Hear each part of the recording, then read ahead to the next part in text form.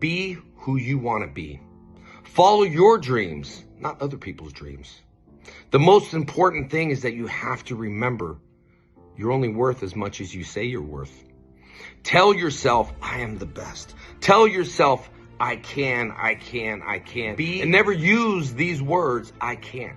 Because if you use the words, I can't, you will never succeed. People have the wrong impression about success. Success is not measured on the amount of money you have. Success is not measured on how much money you have in their pocket. Success is measured on, are you happy in life? Are you happy at your job? Are you happy in your relationship? Are you happy with who you are? Because if you're not, you need to change it. No one else. Remember, the words you speak control your thoughts. Your thoughts control your body controls your actions, and your actions become your characteristics. It's very important to believe in who you are and follow your dreams. Who cares what anyone else says? Everyone says, I couldn't do it. I couldn't be a ranger. I couldn't film a movie. I couldn't succeed. I was voted #1 in high school to fail. And guess what?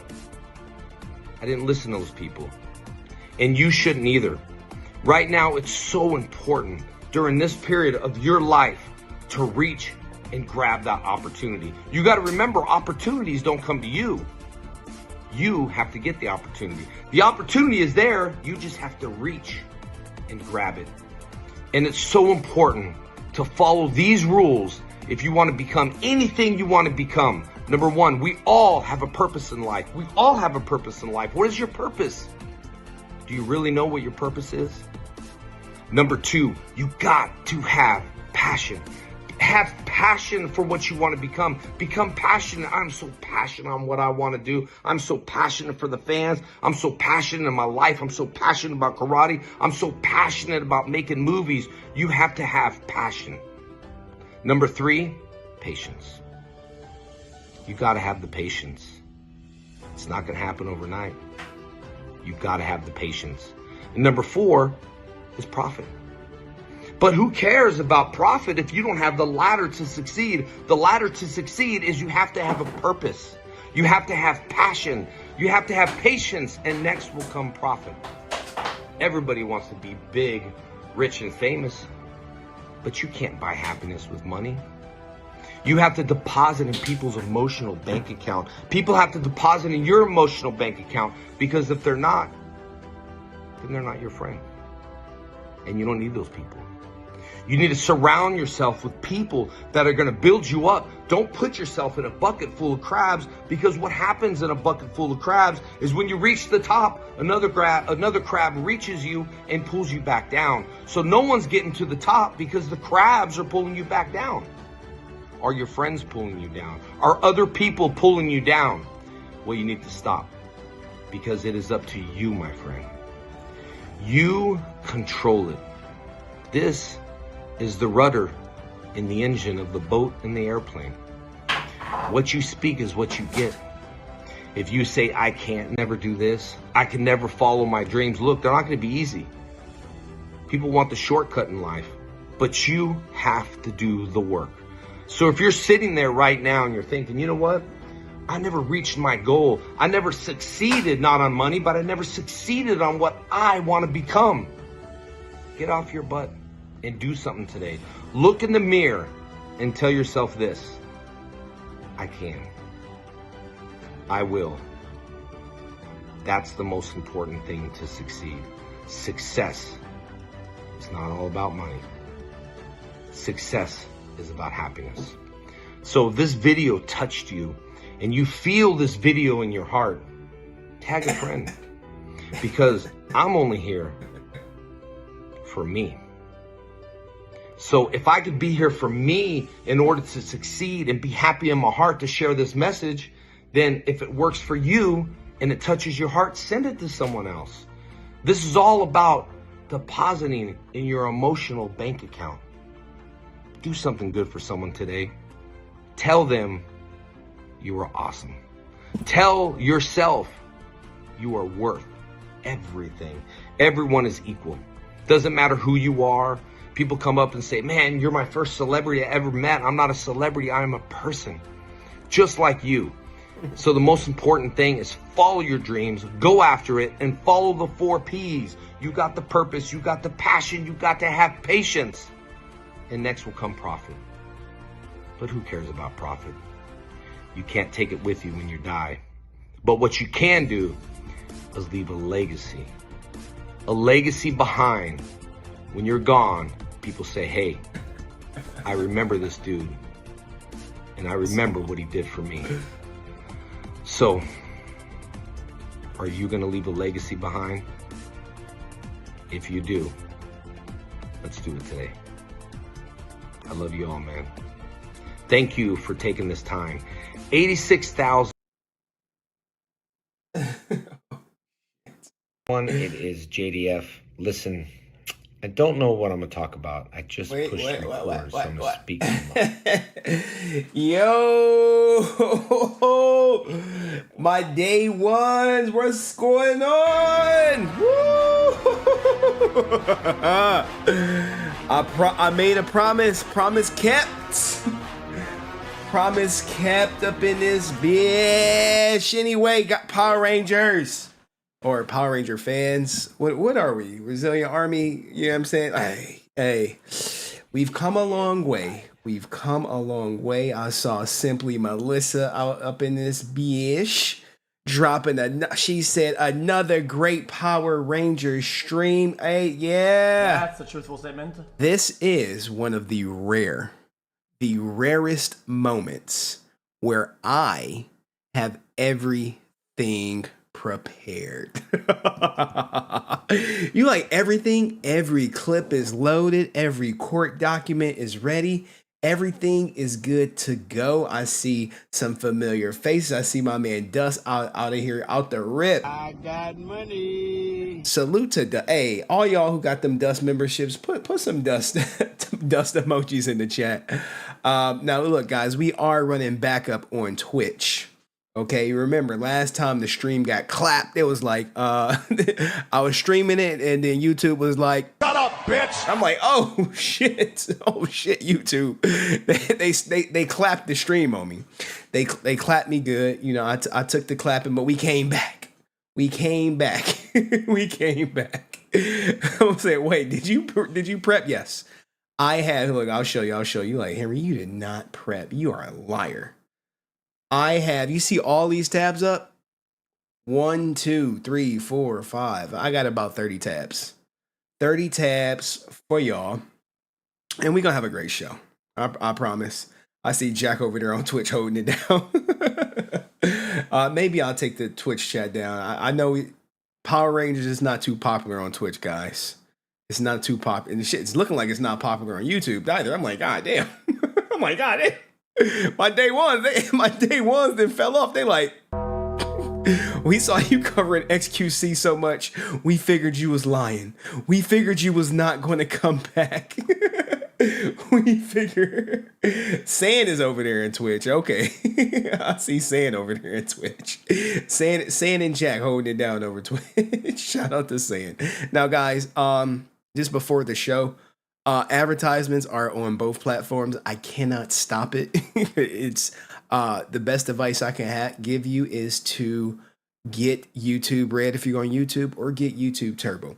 It seems like that's the platform's goal, is for everyone to have those memberships to eliminate the ads. Now, with that out the way, my daughter, she's at the movies right now. I think she's going to see Paw Patrol for like the 50-11th time with her mama. You know what I'm saying? But you know, that's where we at with that. I do have a great show for you. Like, Henry, what's on the docket today? We're talking Power Ranger curse. I know. Power Ranger curse. You like, Henry, you didn't convert it to the flat earth. Nope. No, never. Stop the. I know people like stop the cap. Now, I did check in on the flat earther. They are still flat earthing, guys. They are still on that Tammy did it. I can't help them. I mean, I could show y'all screenshots till we blue in the face, but it ain't gonna change nothing. That's just the way it is. Okay. So with that out the way, let me get to the early contributors, guys. If you want to contribute, you can do a super chat. You could do a membership. Most importantly, if you don't want to do any of that, you got to do me a favor and hit the like button. Now, if you want to do the Cash App, it's $HenryResilient on the Cash App. But shout out to my man Dust in the building. You know what I'm saying? He says, who is your favorite Red Ranger? Mine would be Zero Ranger 5. Ain't that the one from Rangers in Space? AKA Zero Ranger 5. AKA Tommy, AKA JDF, AKA the GOAT. Now look, guys, I do still got my All right. it's morphin' time. I still got the Power Rangers loaded. I don't know if Mr. Monster's gonna make an appearance. But this is a very special stream, if you will. And I see we got Petty ASF up in here. She sent me some Power Ranger stuff after dark.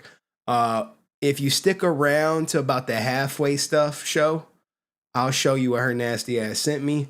It is Power Rangers related. Okay, so guys, as always, the same format for all the Power Ranger shows. If you want me to show your pictures, email me. I'm sorry I didn't put a community post. You can email me your pictures. I'll post them or, get them to me somehow during the show and they'll go up. Now, today it is going to be We Talking Curse. You like, Henry, what? Henry, what do you mean we talking curse? Look, man, when I say we talking curse, we're talking curse. Now, for this portion, I'll get you like, holy shit, it's Halloween up in this bitch. It is Halloween, right? But when we're talking curse, we're just talking cursed production sets. Now, there is a rumor that Power Rangers is cursed, but let's get to a real curse. This is Exorcist, okay? And it's only a couple minute segment, but if you guys don't know, when they start filming this, a lot of weird stuff was happening, not just on set, but after set. But I'll let the video do its thing. Production.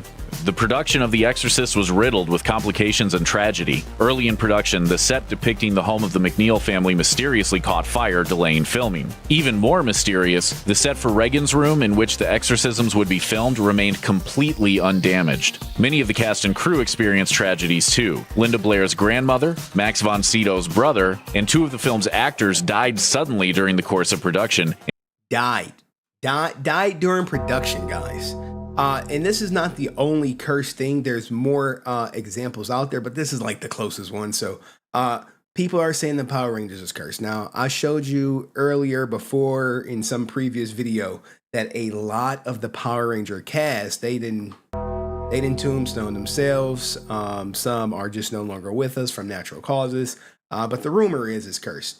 And Jason Miller's son was nearly killed in a freak motorcycle accident. And then there were the accidents on set. Ellen Burstyn sustained a spinal injury while got her back broken filming a violent possession scene, which reportedly still bothers her today. As the unexpected problems piled up, the production extended well past its projected deadline. Friedkin even had the set blessed by a priest. Maybe he should have gone for an exorcism while he was at it. Wild release. Now, that's just a little, fodder for the course so you guys can see kind of where I am coming from with this whole curse thing. Now, look, guys, to be fair, do I think the Power Rangers is cursed? Well, wait to the end and I'll give you my answer. But we do have some evidence. We got to go. Now, this stream is dedicated to Pua Magasiva. Okay, I want to make sure I say his name right because I'm not from New Zealand. So I really don't know much, but I know we do have some New Zealand people here from it. So let's just play. We're only going to play a couple seconds of it because this was when it first happened. So we're going to go through some other stuff. We're going to go through his life. We're going to go through what's going on with JDF. We're going to give you an update on the Power Rangers. But this stream is dedicated to Pua Magasiva, who was the Red Ranger from Ninja Storm. The Pacific Island creative community is mourning the sudden death of 38-year-old Samoan actor, husband and father Pua Magasiva, who died in Wellington a week ago. Best known for his role as Vinnie Cruz on Kiwi soap Shortland Street, the versatile actor... There you go. Now look, this guy's life mirrors damn near identically with some minor switches JDF's life, okay? So this is, you can say he's the New Zealand JDF. Cut his teeth on kids' television show Power Rangers and appeared in films including Sione's Wedding alongside older brother Robbie. Off screen, he started a radio show with good mate Stella Alo. All right, now that's just all we have right there.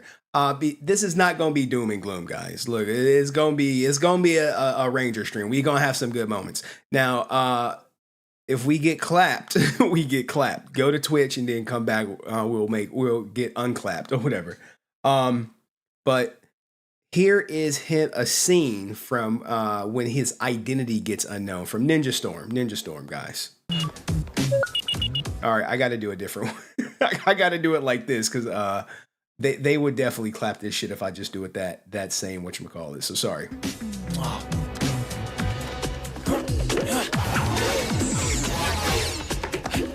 Now notice this businessman just be like, he just happened to see him run past. Just watch. See? He like, what's going on right here?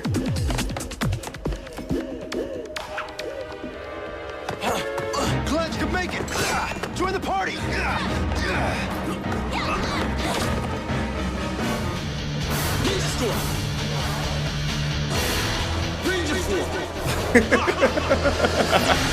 Bruh, tell me we did not think this shit was the code. Now, I know some people may be a little younger. They may have grown up with him as their Red Ranger. Okay, so don't think just because, hey, our Red Ranger is Mr. Bad boys, what you gonna do? What you gonna do when they come for you? They coming for his ass too. This may be the Red Ranger that some other people grew up with. As you see, Spooky 998, like, yeah, he was mine. Grew up with him. You see, this just goes to show how Power Rangers just transcends generations. Okay.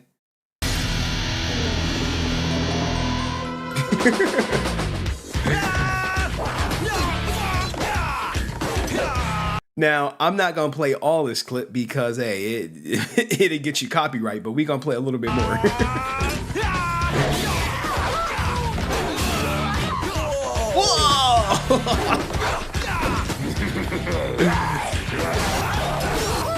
Like, guys, come on. This is if you replace him with Jason, it's the same thing, right?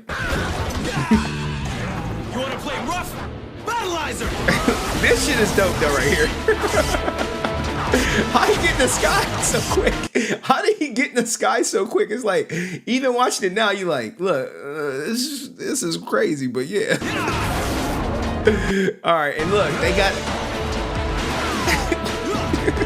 Battleizer flight mode. look, this looks like some shit out of a game, but this is still what keeps people's attention today. You like, damn, that shit. If I had my daughter up here, she'd be like, Super Power Rangers movie. You know what I'm saying? Up. I'm sorry. He morphing. This is how you morph.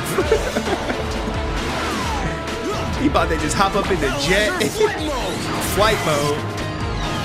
Looking like a goddamn Yu-Gi-Oh card, but it is what it is.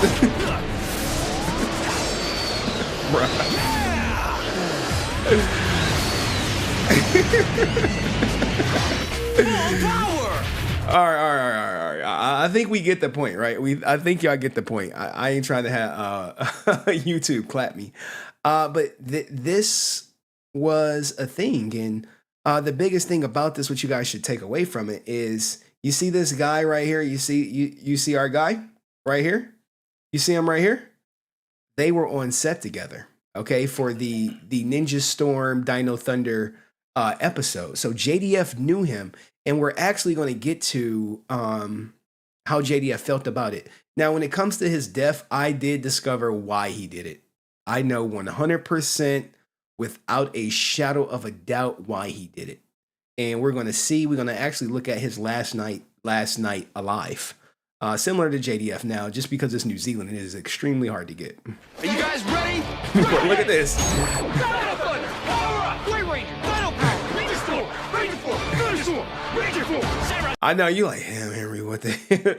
Why you keep making it bigger? Because they'll clap me. But this was the crossover episode, guys. But we'll get like, Ranger Force. this is what it was.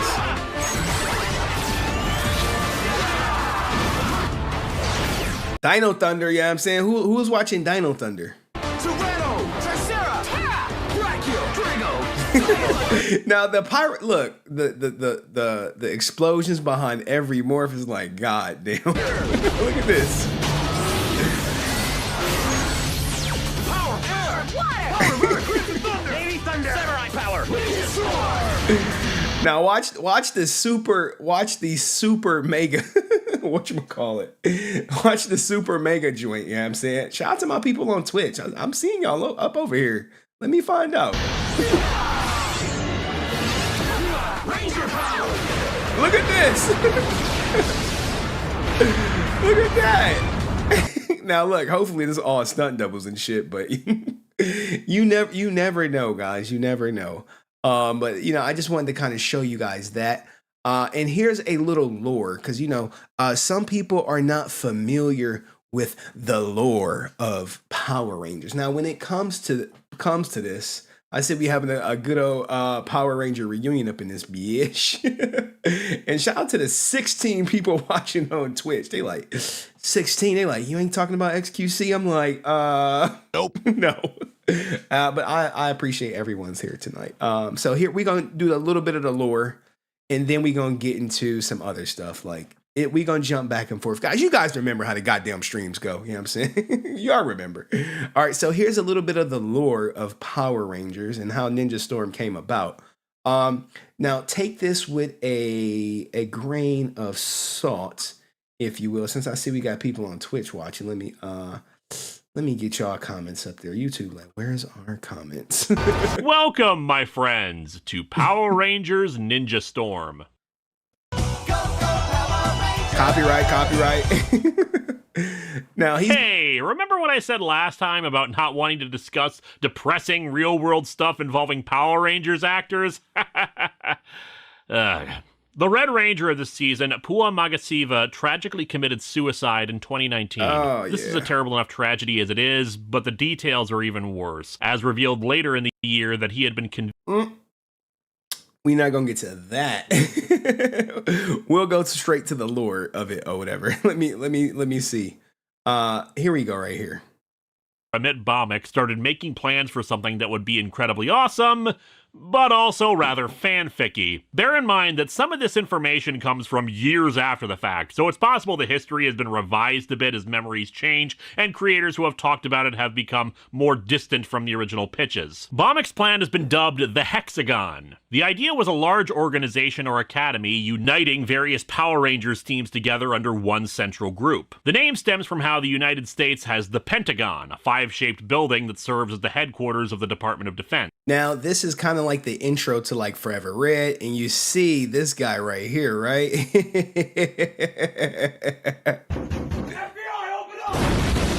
In this case, it would be a 6-sided building representing how Power Rangers teams tended to have 6 members. Essentially, Tommy would return as the head of this Justice League of Power Rangers, or however you want to call it, and it would in turn feature other veteran Rangers in supporting cast roles or cameos. Our 3 new main characters, the Ninja Storm Rangers, would be new recruits sent out on away missions to various locales to fight off new and returning villains, including Prince Gasket, Scorpina, etc. Characters that never really had an on-screen resolution to what happened to them. The Red Ranger would be revealed as the main villain's son. There go. I believe this is one of Dust's favorite Rangers. And would be turned evil. Keeping with the Sentai footage from this season, Hurricaneger, there would be 2 Look at that young font. Look at your boy.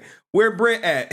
Bad boys, bad boys. Where Brent when you need him, right? Rangers who opposed this union, acting as kind of an anti-authoritarian group that didn't want all the Rangers operating under one leader. Instead, that they should be independent groups. And mentored by Jason, apparently. As it happened... What the fuck? All right, so you kind of have that. Now let's go to them and how they got their powers. I'm like, what the hell? Yeah. There they find Kanoi, but he's been transformed into a CGI guinea pig.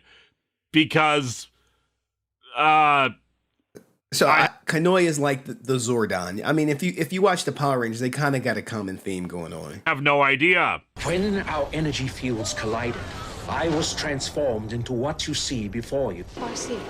I don't.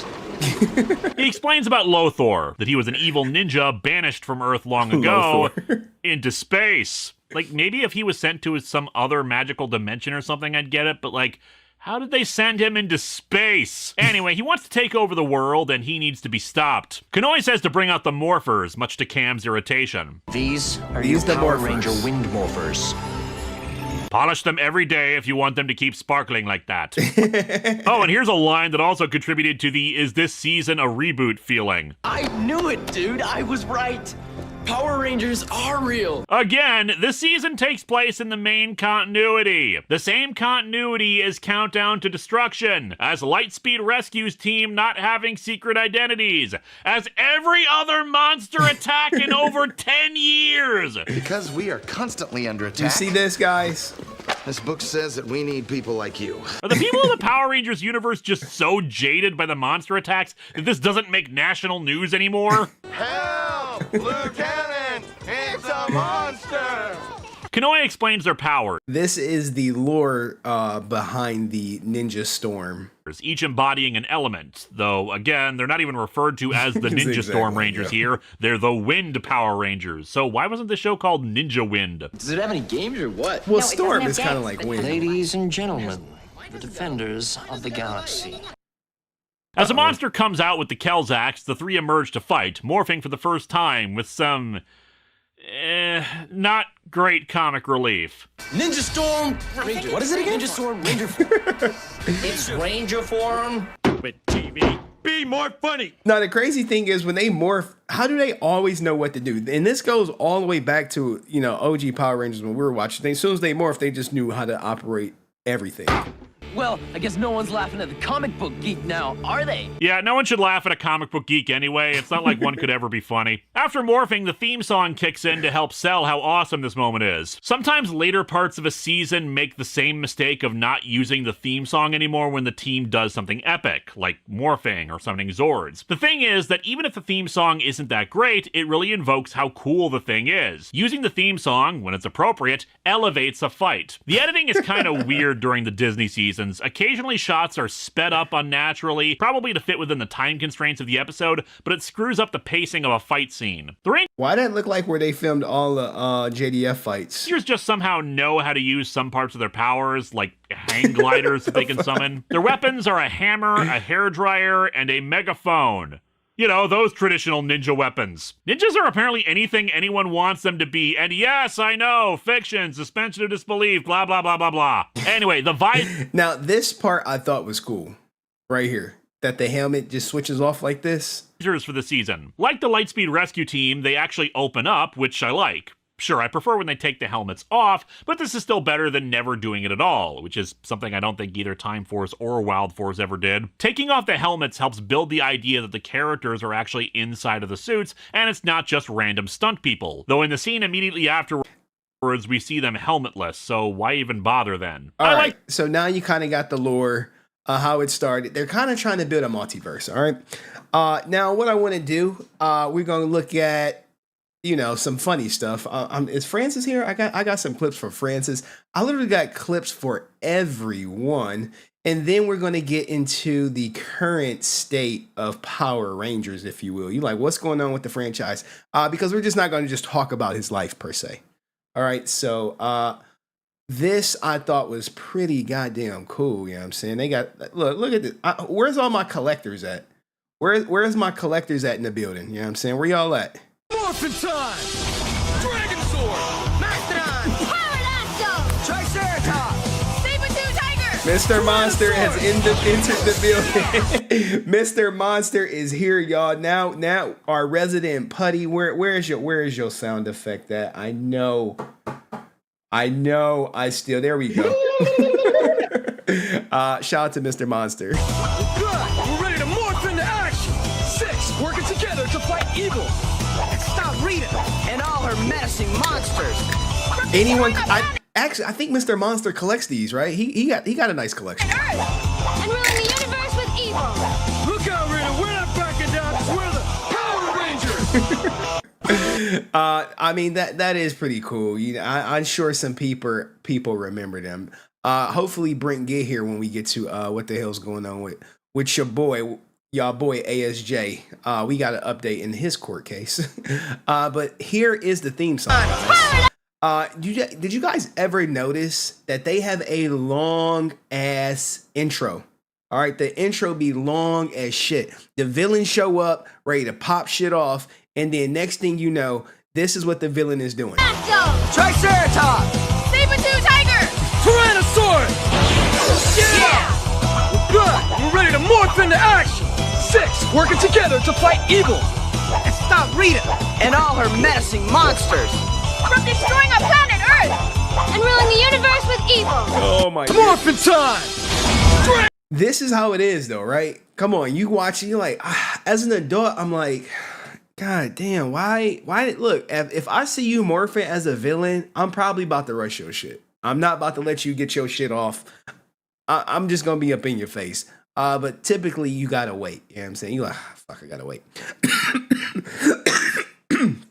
Excuse me, sorry, still got a coat. Holy shit.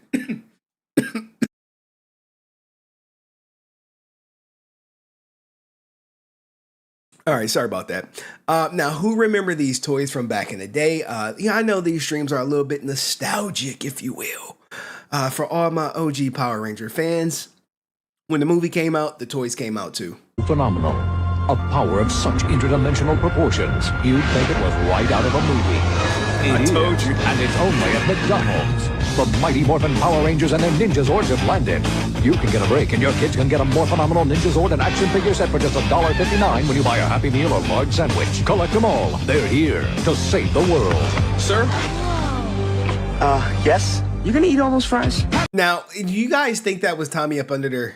Do you guys think that was him up under there? Do you guys think that was him up under there? I don't know. I might have to be giving a Nope. No. You had your break today! It's here. A force so phenomenal. But this was the commercial. This is way back in the day. Way back in the day. A power of such interdimensional proportions, you'd think it was right out of a movie. It is, and it's only at McDonald's. The Mighty Morphin Power Rangers and their Ninja Zords have landed. You can get a break and Bruh, who saved these toys? I imagine they have to be a collectible. If you got this original McDonald's toy, kids can get a more phenomenal Ninja Zord and action figure set for just $1.59 when you buy a Happy Meal or large sandwich. Collect them all. They're here to save the world. Sir? Yes? You gonna eat all those fries? all right. Now, what's going on with the current state of Power Rangers, if you will? What's going on with the current state? Shout out to Ping Pong Flicks, because we're about to get an update with the franchise for all my people who are like, you know, what's going on? All right, I came across some stuff. I did some research. This guy seems pretty knowledgeable. Let's check it out. Looks like Hasbro is ramping up to start on the new Power Ranger series. Sadly, Power Rangers is finally over.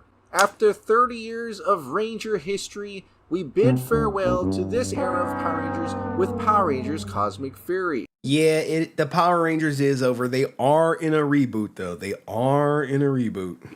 With many Power Ranger firsts.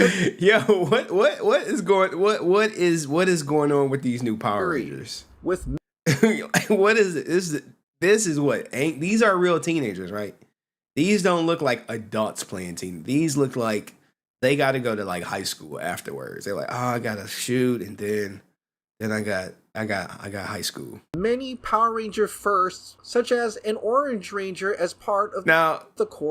Look how progressive it is, though. The Orange Ranger had boobs for many of the episodes. A female Green Ranger. Oh, hey, female Green Ranger. Yeah, that brother's starving. And a core female Red Ranger. What is this? And mostly original.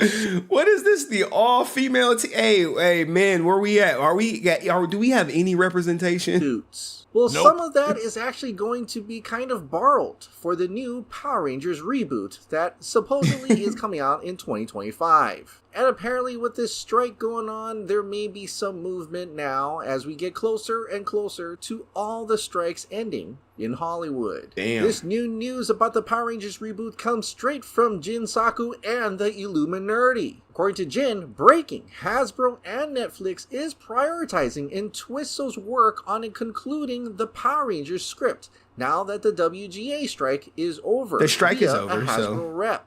It is also stated that work has started as soon as yesterday. Now, the Illuminati wanted to also emphasize that now this video is only like 12 days old. the Hasbro rep indicates the work will start after the SAG strike is over, which hopefully is pretty soon. But the current state of the new series is this. The Edward Hill movie script has been tweaked and turned into the first 2 episodes. Hey, so look, we have a script, guys. We have a script. Episodes with the 3rd act cut to extend the series. The current roster is as follows. The Red Ranger. Let's go back to that. With the 3rd act cut to extend the series. The current. Y'all remember this? Y'all remember this review? That shit was crazy. If you were there for that review we did where we kind of like watched it live without watching it live, put a 1 in the chat. Roster is as follows. The Red Ranger will be female. And the Green Ranger is the leader of the group. Hey, Green Ranger is the leader, guys. Fine, it's about goddamn time, right? It's about time. All right. It's morphin' time. Possibly Tommy. Only Sam was there for the review. She male like, Ranger, I was either there. blue or yellow. And there will also be a pink female Ranger. Now, when are we going to get a pink male Ranger, guys? And you like, Henry, what are you talking about?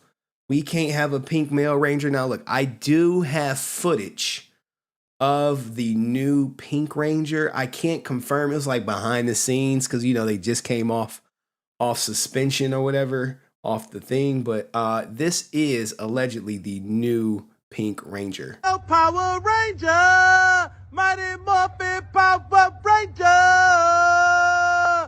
Crackosaurus! Wait.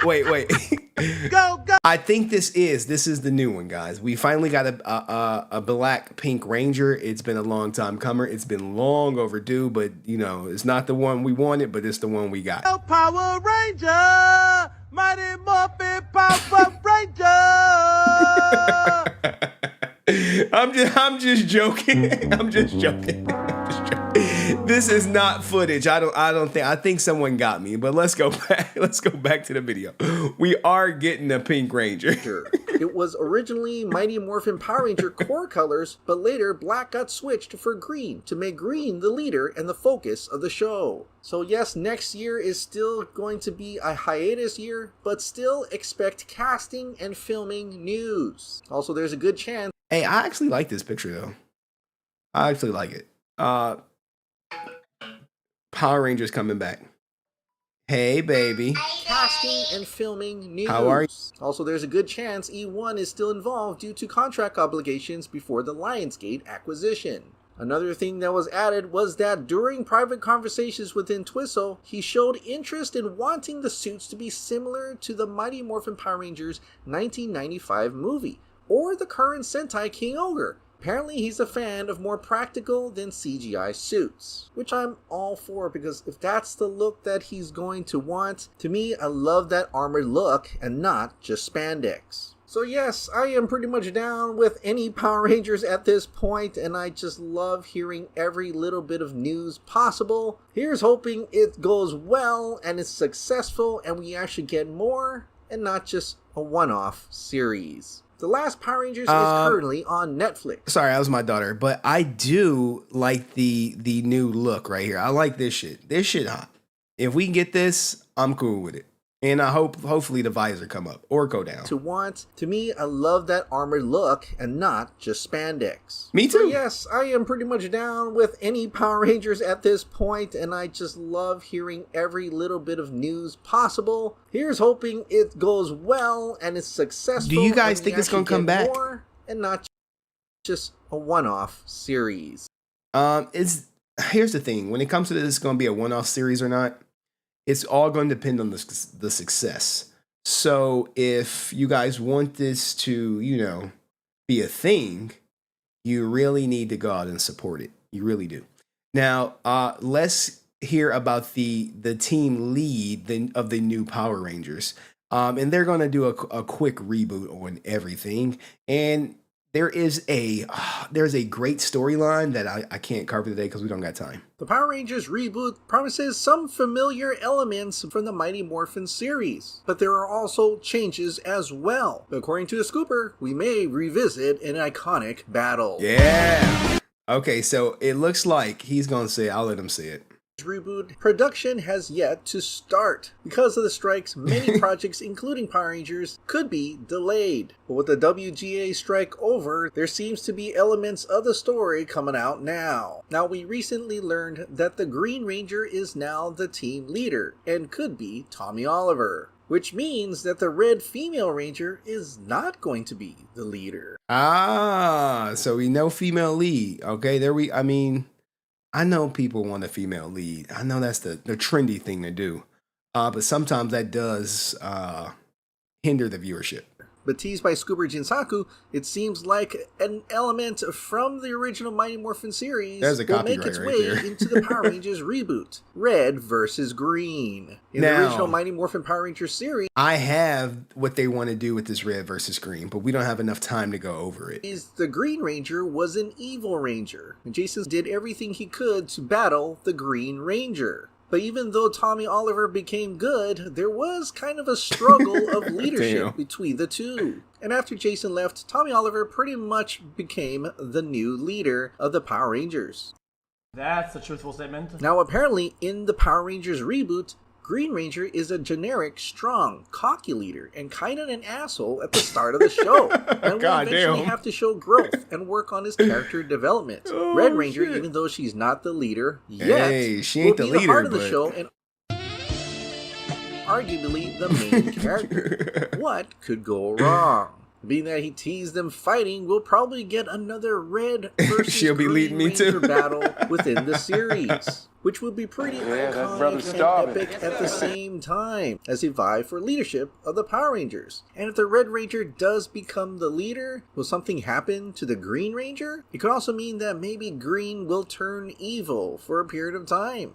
Who knows? Some fans even wondered if they'll have a romantic relationship as opposed to the usual relationship with the Pink Ranger that occurred in many series. Hey, why is the Pink Ranger always the love interest? The Pink Ranger is always getting their cheeks clapped. Like, Pink Ranger? Okay, 10 toes up, please. But because this is a Power Rangers reboot, it could go any way. And the possibilities of where it could go is exciting. If all goes well, the Power Rangers It is. It's very exciting. Are you guys excited? All right, I'm excited. Now, I see we got Francis in here, and we do have the Francis version of the Power Rangers intro, if you will. I set it aside, waited for her. It's called Chancla Power Rangers. I don't know if you've seen this. This may be like the B-roll footage that they probably didn't show. They didn't get around to showing it, but this is for Francis. Chancla! Chinelas! Chapal! Aquapoku! Whoa, Aquapoku! Like, come on, what the fuck? Like, what the? And why is all the bad guys men though? Like, what the hell is this, man? What is this?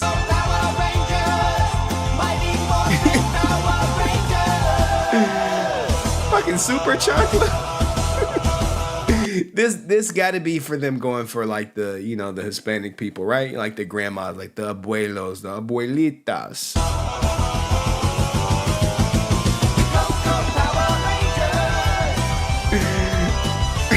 Yo, not the slow-mo chancla. Who growing up got hit with one of these? Francis, I know you did. All right, so that is that one. We do have Cartman singing the Go-Go Power Rangers. Like, we are cruising. All right, cool. Uh-oh.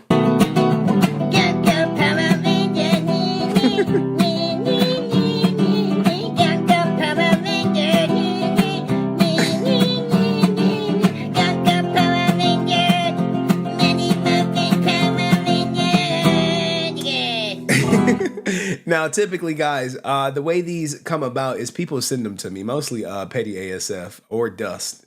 They are one of the biggest contributors to some of these. And I believe this guy, you could probably see him at goddamn, at whatchamacallits. You could probably see him at Comic-Cons.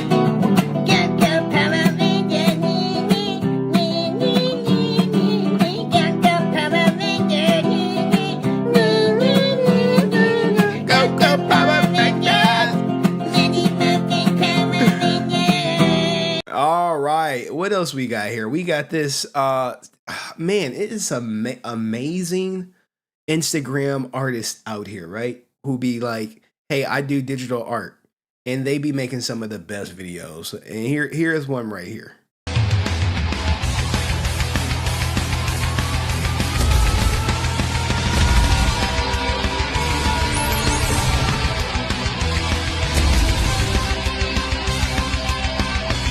Oh my god damn. Like, can they design some shit for me, please? You see it? Look, this is not like some B-roll footage. This is literally them doing this shit they themselves.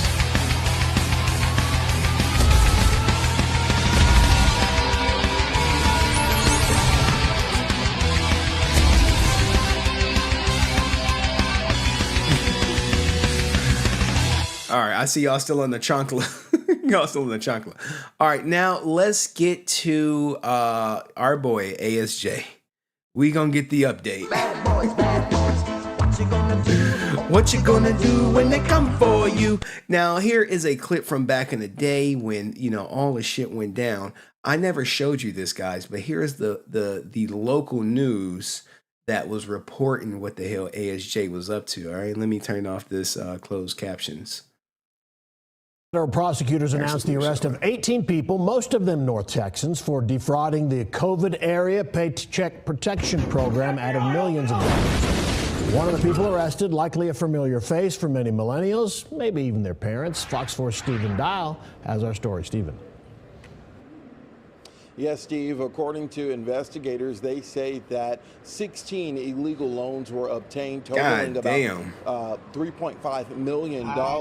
Someone was at the home of Austin St. John, known Austin St. John. Now, people think I'm like obnoxious for just talking about this shit. They be like, do not talk about the PPP stuff. You shouldn't talk about that shit. Meanwhile, the goddamn news is going up to his house on some... The news is doing this shit. As the original Red Power Ranger, but they had no comment. Those facing charges could face up to 20 years in prison. 20 years.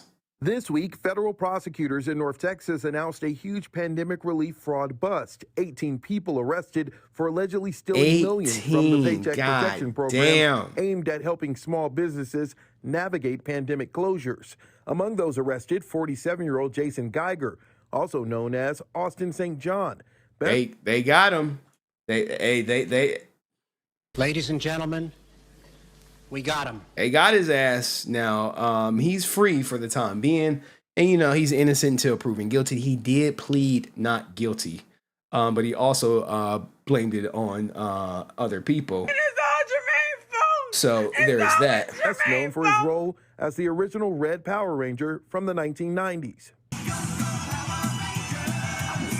TMZ reports agents swarmed his McKinney home Thursday, armed, and left with Geiger in handcuffs. We went to his home, and a woman in the garage did not want to talk. I'm sorry. I have no... That's the wife. They went up to his goddamn house and was like, hey, do you want to talk about your husband's PPP involvement? And she couldn't say nope fast enough. No, get the fuck off my property.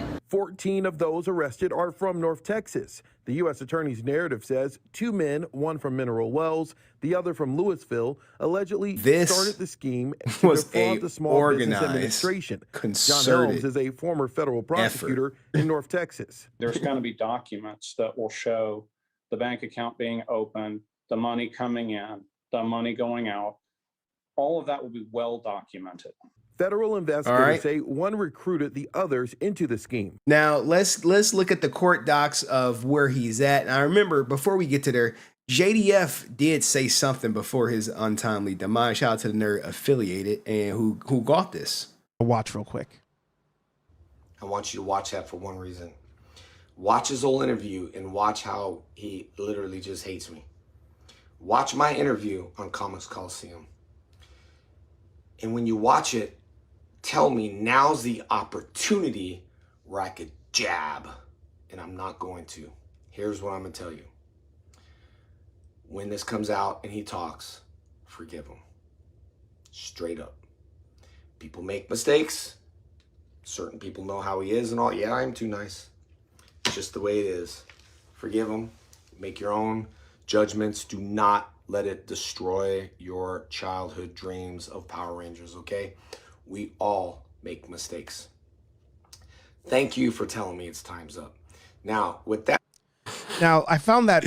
Now, JDF could have kicked this goddamn back in if he really wanted to. Hey, you just got arrested for PPP, and I think it's some more meat to this clip, if you will. Like, he embraces the past there and has made tons of money doing so and embracing it. And it took a while for some of the other Rangers to start actually doing that. And I feel like Austin St. John was one of the ones that held off the longest. Yeah, Austin St. John. I don't care what he say. He don't like JDF. Now, he could play friends with his wife and friends with his daughter, but at the end of the day, he felt how he felt. So what did the feds catch his ass doing, or allegedly caught him? They got him caught in fucking 4K on or about June 17th, 2020. Jason Geiger, aka the Red Ranger, aka Austin St. John, obtained a PP loan for approximately $754,000 for St. John Enterprises.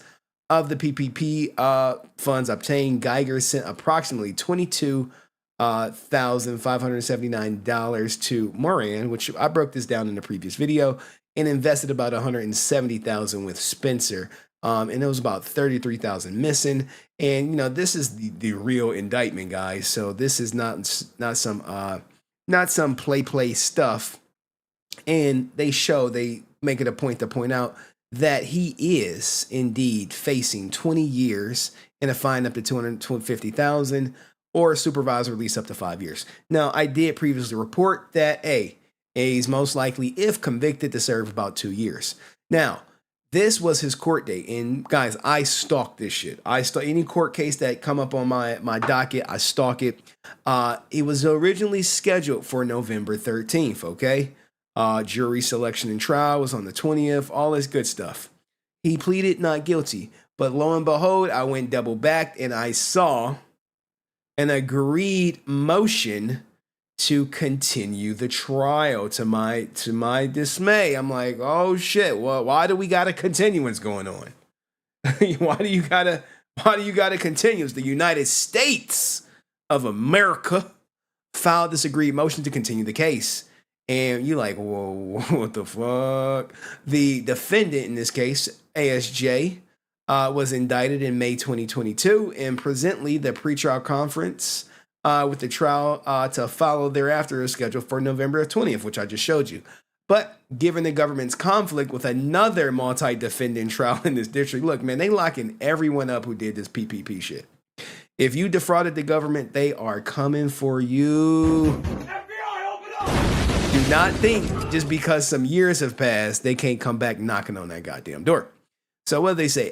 Given the government's conflict with another multi-defendant trial in this district, the recent superseding indictment pulling in additional defendants. Goddamn, more people about to get locked up. Jesus. And the prospect of multiple pleas, they like, y'all better plead out. Take that plea deal. The government requests a continuance. Okay, so what happened? The government got double booked. Okay, they have two cases that's conflicting, and what's going on? They like, look, remember, because of the number of defendants expected, which is 10, and ASJ is one of them, they're going to try 10 people in one court case and basically say, hey, this was a organized PPP ring, if you will. Moreover, in light of the age of the procedural posture of the IDA matter, the government anticipate the case will proceed as scheduled on this current date. That's the other trial, not the one. Okay. So on September 13th, the United States grand jury returned the indictment in this case, naming four additional defendants in conspiracy. And, this is not good for ASJ. Because all it takes is one person to basically turn state's evidence and say, yeah, ASJ was aware. He was in on it. Now, mind you, the government already has a strong case because they have all the banking records, the transactions, They had text messages and communications and shit. They pretty much got them, dead to rights, if you will, with that 98% conviction rate. But, we're innocent until proven guilty, right?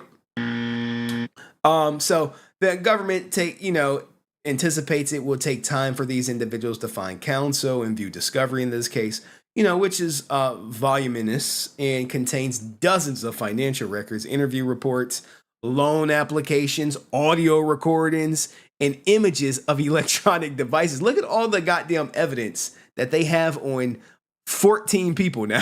14, I think 4 play it out already. They was like, yeah, I'm guilty. Let me start doing this time now, and then we could, be free later. Accordingly, in the interest of trying the individuals charged in the same conspiracy together, the government wants a continuance, okay? They want to continue. Hey, and this continues to, have active and productive plea discussions with defense counsels. Because look, guys, hey, take a fucking plea deal. Take a plea. And people can't take a plea, right? Some people got to go down with the ship. Some people got to, we hit the Titanic, they're like, are you getting off the boat? They looking at people and I'm like, nope, no, I'm innocent. It's Jermaine's fault. He set the shit up. Okay. The government. And so, should he take a plea deal? I don't know. I don't know what they're offering him. Probably like a year and a fine if you take a plea deal. Maybe supervised. Look, if I am ASJ and they offer me supervised release, which is basically probation and a fine, I take that deal like that. But if they not offering that and they offering jail time, and you remember, if you take it to trial, you're going to get more time. But at the same time, you got to balance some things. Like, he's the primary breadwinner for his family. So you have that component. If he goes to jail now, who's going to take care of the family? So he got a lot on his shoulders. Shout out to ASJ. But the government wants you to plead out. If you waste their time, you serve more time. That's just the way it goes. So for these reasons, the occurrence from all but one of the defendants' counsel seeks a continuance. Okay, this is how it goes, to at least May 2024. So they're trying to push it back. Okay, to May 2024. Hopefully, people plead down.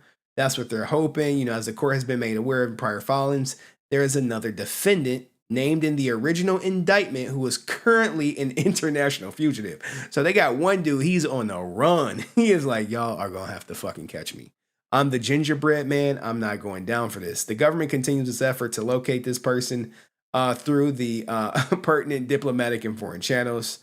The PPP loan came out, and he got the shuffling, he got the skedaddling, okay? So here's the order. The order is granted. And if you guys are wondering where the new court date is, it looks like May 20th, 2024. So I'll be covering this. And in the interim, he has to, ASJ has to get permission to go anywhere he wants. Now we are here to Henry After Dark, and we're about to go straight into Pua Magasavi's life. And we're on pace, guys. We're on pace. Where is Brent at? Brent didn't show up yet, huh? Brent ain't show up, huh? He's like, nah, I'm gonna skip this one, Henry. I'm gonna skip it. ECIB. Shout out to Brent, and I may be meeting ASJ in the future, but that's gonna be for an interesting meeting. You think you're gonna let me record it? Nope. No. All right, so we at the Henry After Dark. Okay, I see Sticky Vicky up in this bitch. This is for Petty ASF. She sent me this. I don't know if this is like her ex-girlfriend or something, but we do have a Ranger in this Ranger cosplay outfit. And I don't know what it was going on, but she's at a photo shoot. Like, this is what we doing. This is what we doing. Hey, wait a minute. Hey, I don't remember this being the Pink Ranger. Y'all remember this being the Pink Ranger? Is this the Blue Ranger? What is this? Is this an alternate universe? You know what I'm saying? Yeah, that brother's starving. What's going on? You got the Yellow Ranger? God damn. He killing me with all these outfit changes. Where we get these morphers from? Like, yo, Sticky Vicky or Petty ASF, what do y'all be on? How did you guys find this? And I'm like, what the hell? I'm like, what is this, man? Look, I'm scared to click on the channel because I have no, I can't click on the channel. You see this? You see this? this the Power Ranger. This is Henry After Dark. Like, what the hell? Like, yeah, Petty sent this, y'all. This is what she sent it to me. She sent it to me. I know y'all starving. I know. Yeah, that brother's starving. I know y'all starving on this joint. But what's going on with the Power Rangers? Which outfit do you like the best? Pink, blue, yellow, or red? Pink. I like the face of the Pink Ranger. I like that face. I'm not feeling the blue. I am not feeling the blue. Yellow. I like the yellow with the hair. That's a good combination. Red. Ooh. So it's probably gonna go pink, yellow, red for me, guys. Pink. all right. Let's keep going. Let's keep going. Let's get into some wholesome stuff, guys. All right, because we got about a good 30 minutes of Pua Magasavia. The face. Are you looking at of course I'm looking at the face. Look at Brent. Brent has made it in the chat, y'all. Brent is like, I'm here. I have arrived. Brent is here, y'all. Brent is here. Put the goddamn Brent emojis in the chat. You know the crazy thing about Brent is no more baiting. I haven't seen him trying to bait anyone else into, his plight against JDF. But anyway, Francis is pissing me off. What she playing hard to get? Francis playing hard to get. Patty, just let it know. Just say H2G. Put H2G in the chat if Francis playing hard to get. I know she is. All right. So anyway, this is Pua Magasavia. Okay. Remember, guys, this is the JDF of Power Rangers, if you will. This is JDF, New Zealand version. Okay, so this is, I'm not going to show his family, but here we go, right? And people are probably like, who the hell is he? I didn't watch Ninja Storm. I don't know what's going on. Who is he? Don't know, don't care. He's a Power Ranger. Here's him and his wife right there, right? Let's get into, maybe it's better he and his brother show you who they are. You know what I'm saying? Like, and do me a favor, like the stream.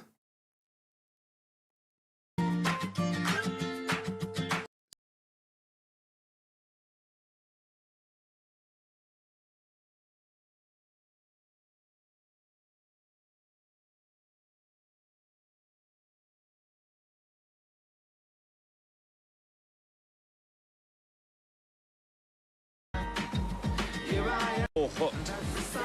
Morning, but when the surf is on, it doesn't matter. So they surf. Get out there and do a couple of hours before getting back when the wives or girlfriends are awake, so we can do our chores and look after our kids. He said, "Yo, I go surfing before the girlfriend or wife wake up." You know what I'm saying? Yeah.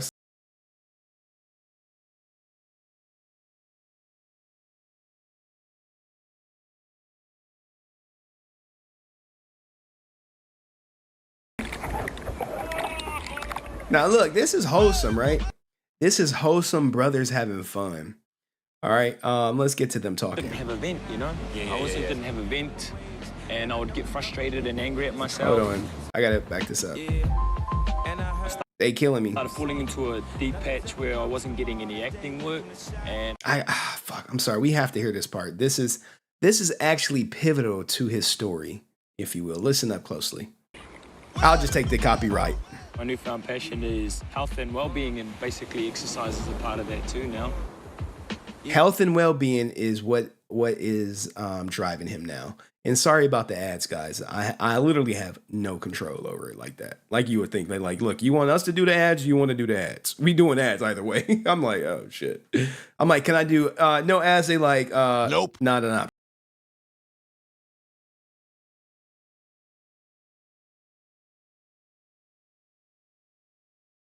He started falling into a deep patch where he wasn't getting any acting work. Please pay attention, guys. everything from my investigation. Dig, bro. You like to My dig. limited investigation. I didn't go full JDF on this, but I did, make sure I scratched the surface. And I started drinking heaps, and you weren't drinking that much. You were just drinking to be happy. Now, he said he started drinking heaps, and then his brother was like, look, bro, this is an interview. You wasn't drinking that much. You just started drinking just to be happy. Okay, that's cover. Yeah, but I also didn't have a vent, I also didn't have a vent.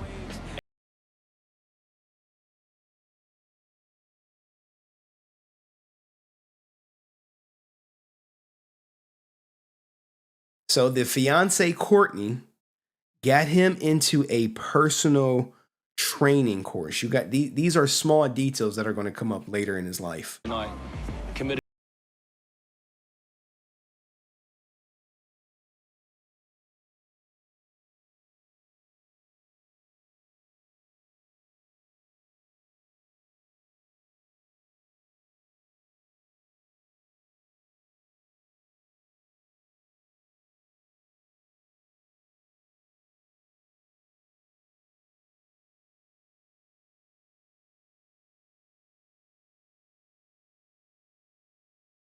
This is New Zealand JDF, guys.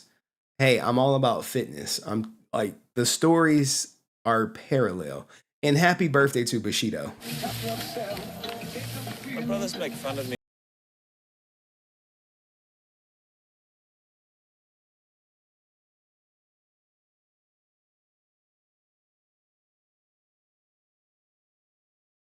Spotless before I can relate. And look, he a Laker fan, man. Like, come on, man. It's really unfortunate covering topics like this, and you start to get to see him. You're like, damn, he's a good guy. But when my bros come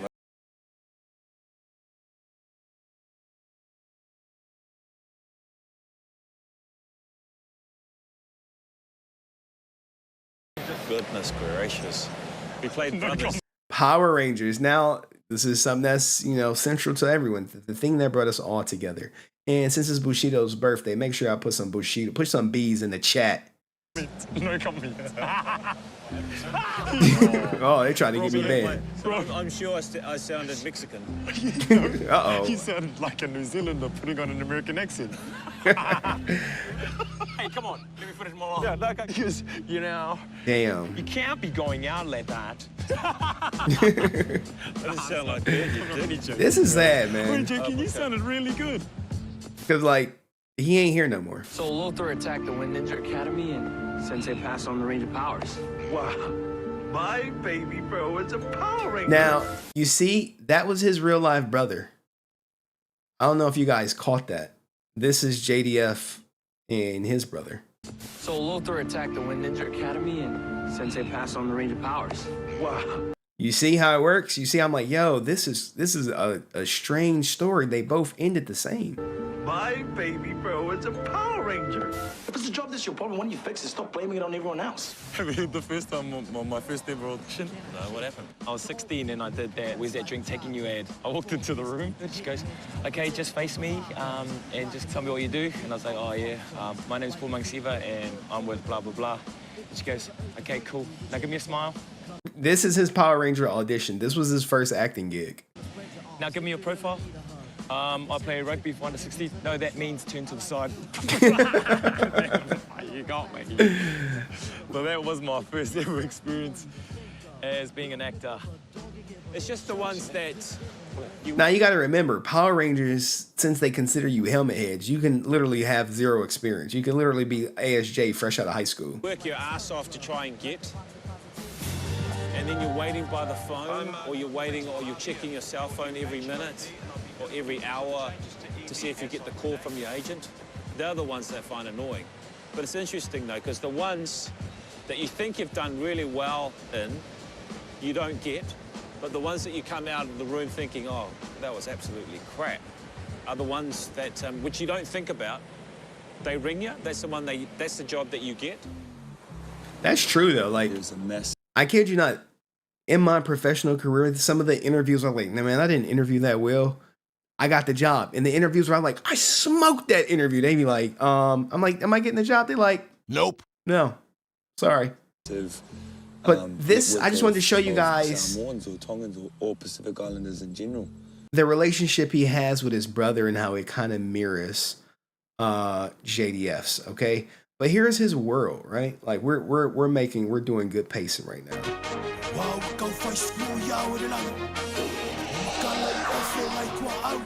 Hey, fucking back to fresh and beautiful Samoa.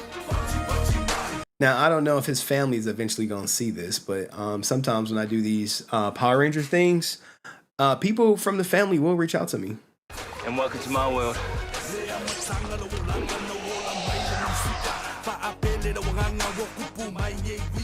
I would love to dance off with Periscope. Why? Because you gotta test your abilities sometimes. So look, he danced, and you go later in it, you're gonna see that he's into martial arts too. You're gonna be like, wait, is this New Zealand JDF? I'm like, yeah. I wonder if Francis know about him. I was born in Apia, Samoa, in a village called Pua. Me and my twin. Damn, look at this family. This is a big ass family. You like, god damn, what the fuck? Of 6 kids. One of 6. But the youngest of 5 brothers. Youngest of 5. God damn. Like, look, my mom and dad was like, all we gotta do is fish and make babies. We gonna eat lobsters and make babies. Like, hey, what are we doing tomorrow? I think making babies. How about that? Like, how many years was she pregnant straight though? Look like, god damn. And yes, I've got a twin, but he looks nothing like me. Well, let's just say evening. Oh, my son was rubbish. The best way to cheat your way through it is you gotta have that one Samoan guy who knows all the Samoan. So you go this, Whoa, someone saying he trash. What are you talking about? And then they carry I hope on not. through. That's the best way of doing it. And I'm not going to be much use to him if I'm not happy. And So he wasn't just Power Rangers. He was like a big time actor in New Zealand, guys. I'm only happy if I have my independence. That much I do know. That's why I'm lucky I'm an actor, because you can just say cut and start again. Oh, actually, can we just cut and start again? Or? No, okay, we'll keep going. When I first started off in the industry, I got into the industry quite young, and there weren't many Pacific. You see, all these people have their big breaks in Power Rangers, guys. Power Rangers is making a lot of stars, but you know, they could be fucking cursed. Got actors of my age that were acting, so I guess because I started picking up roles, you start to think you're the man because, you know, there's no one else who can compare to you. So I got really cocky when I was young, so when I decided to leave Shortland Street the first time, I didn't realize how hard it was going to be. And instantly, within 2-3 weeks, you're forgotten. Yeah, so like, that's a hard pill to swallow. Like, guys, when you go from being the man at something, you're like, yo, everyone loves me. I'm on top of the world. I'm turning down acting gigs. I'm getting so much work. And then when all that shit stops and you have to, you know, relish in that moment, you might freak out and be like,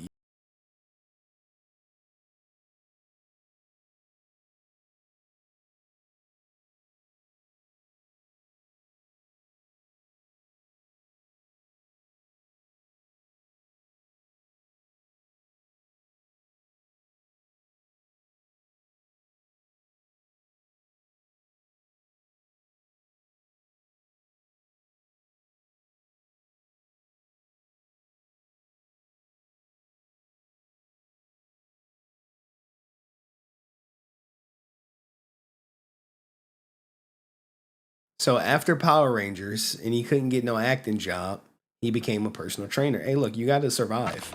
Y'all in America show subtraction, American action. My half up here.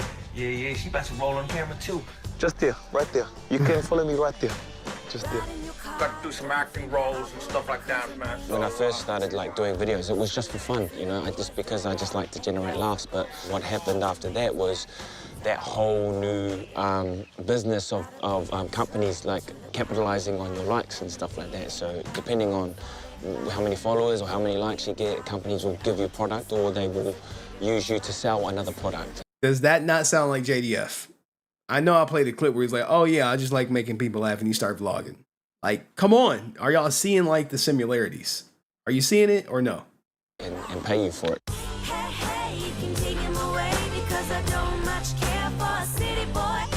at the moment now, I'm just I'm just trying to be a little bit more honest about who I am, you know, because I started to lose my integrity of who Pua is. So I try to keep my stuff real.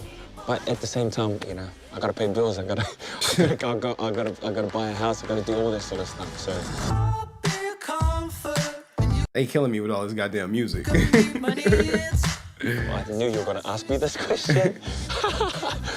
Yeah. So I just got recently engaged. Love is in the air. Love of my life. So he recently getting engaged. You see how I'm like revving y'all up? I'm like, here's the story. Here's him and his brother. Here's him starting his career. Here's him getting engaged. To my beautiful fiance, Liz. It's funny because we've only known each other for like 10 months. And This, hey, love of my life shit. Love you of know my what I'm saying? Married, looks like in the mountains somewhere, got a photographer, took a goddamn helicopter ride. He cashed out. I got money. He cashed out on his wife. But this is the thing. We've both been through a similar journey before in the past. I feel like I'm a new person. I feel like, I've gone through the whole single phase and refound myself. So within her finding herself and within me finding myself, we found each other. Which is why, love can be made in a month, but love can be made in 5 years, 10 years, 50 years. Damn, look at her, bro. I know all y'all like starving and shit. Yeah, that brother's starving. It doesn't matter. I mean, love is love.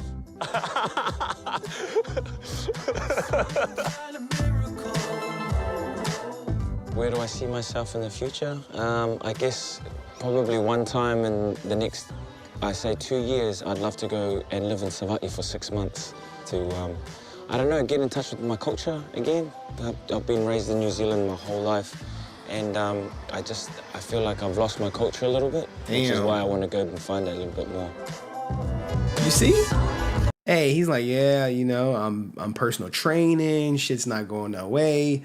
But it is what it is. Now he does another interview. We're not going to play the whole thing, but we're going to play some of it, because now after that he becomes the fucking man. You like, wait. He becomes the man after that interview? Yes.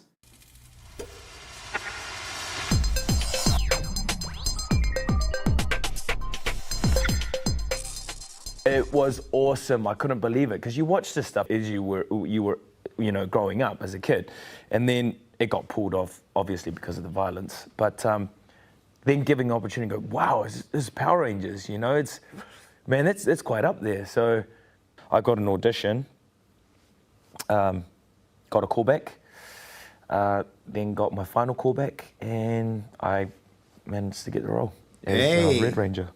The Red Ranger, guys. This is a story. Do you guys think the Red Ranger is cursed? Which was the leader. And it was awesome because I love martial arts and I love action films, which is my next goal. Is this not JDF? I guess my love and passion for what that's where it grew, basically, when, I'm actually really good. I believe that I'm good enough to be an actor, I guess, and funny enough, it was martial arts, so I was like, this is heaven to me. So I had a ball, which was awesome, and learning more moves off the stunties was wicked as well. All right. As soon as I finished Power Rangers, I got asked to play Vinny, and then Vinny, here we go. And I was like, wow, this is Shortland Street. It's the biggest soap in the whole of New Zealand. So I was thinking, yeah, you're not gonna turn it down, obviously. And hell being no. About 22 or 23 at that age, I was like, yeah. 23 on the biggest show in New Zealand. Now, I don't know about y'all, but my mama loved them goddamn soaps. Now, if I was staying home from school and we only had one TV and shit, if I wanted to watch something else from 12 to 3, it was soaps, no matter what. Young and the Restless, Days of Our Lives, shit like that. Yes, it's good to carry on a good career. So I came in and I had a little bit of a wonky start. When I watched my first couple of episodes, they were shocking. So sometimes, I remember getting the B cuts of my first couple of eps and taking them to my mate's house and playing them over and having a good, pretty much a laugh. Bold and the Beautiful. Yeah, they laughed at my expense. So yeah, my acting wasn't that good at that stage. It's kind of made me. Legacy of Nerd is in the building. Hopefully he joins the stream a little bit later. He talks about the pace of production, but he was blowing up playing in Simone's Wet. Now I don't know what this is, but I guess this is big in New Zealand. Doesn't appear very much in the movies. General Hospital. Yeah, that was good experience Telling too. no Bevins are addictive. I really enjoyed Kevin, what that up? Coach Gang in the building. The boys that I look up to. I mean, those boys like the likes of Oscar, Kylie, my brother Dave. Look at this. Hey, you get to act with your brother. Come on, man. Oh man. Fane, Shimpel Lelisi. Those boys, they basically paved the way for us Pacific Islanders to come through. I mean, they started off with the Laughing Samoans and created all this stuff by themselves. And now look at us. There's so much more brown talent that's on TV, you know. And I'm just glad that they helped me, and to be a part of what they created or what Oscar created. That was a great meaning for me, you know. And it didn't matter. And I think he basically goes, "Oh, I think Pua can play this." So now, who would think that this guy getting all this praise? He's in movies, 30 Days of Night. I think I've seen this. It was like a horror movie. I auditioned for a role, but I got another one. It was a small role, but, you know, crucial to the storyline. I had to establish a machine that they had later used against the vampires. But yeah, it was a vampire movie in Alaska. Coming to the read-through there and meeting Hollywood, you know, you class them as like A-grade actors, you know, and Josh Hartnett was in there. Yeah, he was. I remember. lead. I saw that movie. So being amongst his presence going far out, you know, you got Josh Hartnett, which puts on more pressure. So when you come to your only like 5 lines, you got to make them good, or else you're gonna sound like an idiot in front of everyone. But that was cool. I got to do the American accent again on the movie screens.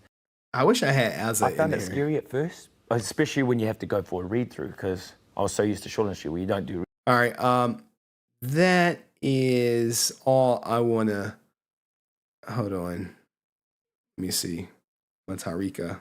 I got to play a cop. Never played it. But this is funny, all his as soon as acting you put on roles. costume, you feel the role straight away. And that's what I like about acting too. As soon as you put on your costume, you become the person who you are, you know? And that's what I think's a helpful thing about becoming an actor. Is it's like putting on the All Black jersey. You know, you put on the All Black jersey, you're ready to play. When we put on our costume, we're ready to act, or we're ready to play, you know? And I think that was one thing that helped me was as soon as I put on the uniform, I felt like I was a cop. All right, so he felt like he was a cop. Now let's go to his Ninja Storm interview, right? We're just going through his life. You're like, damn, this guy had it all. And he lost it. And then he unalived himself.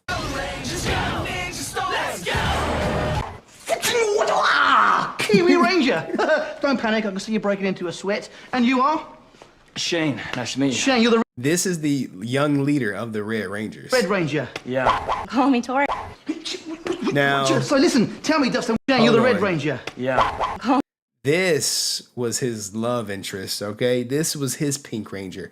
This was his Amy Jo Johnson. All right, now we don't know if he clapped her cheeks or not, but he might have. Call me Tori. So listen, tell me, Dustin, what makes you different from all the other Rangers? Well, we each have our own signature moves and signature stances that we assume when we're defending and attacking. Can you try this? Yeah. Yeah, I could do that. So what's your defense position? But you see, it's JDF. Number 1. Yeah. Okay. Now let's get to his love evenly interest, 'cause positioned, she's gonna and come we. up. Yeah. And then just stand up straight. Is there like a love interest in your life at the moment? I'm attracted to blue. The reason I'm here You see, like, hey, she keeping it coy, she keeping it G. is because I'm here to offer some advice. I'm from the Wild Force days and I've spent all my time fending off the evil orgs. Right. So who are you fighting at the moment? Oh, we battled Lothor and his band of evil space aliens. Cool. Along with his 2 evil nieces. Are they on side with him?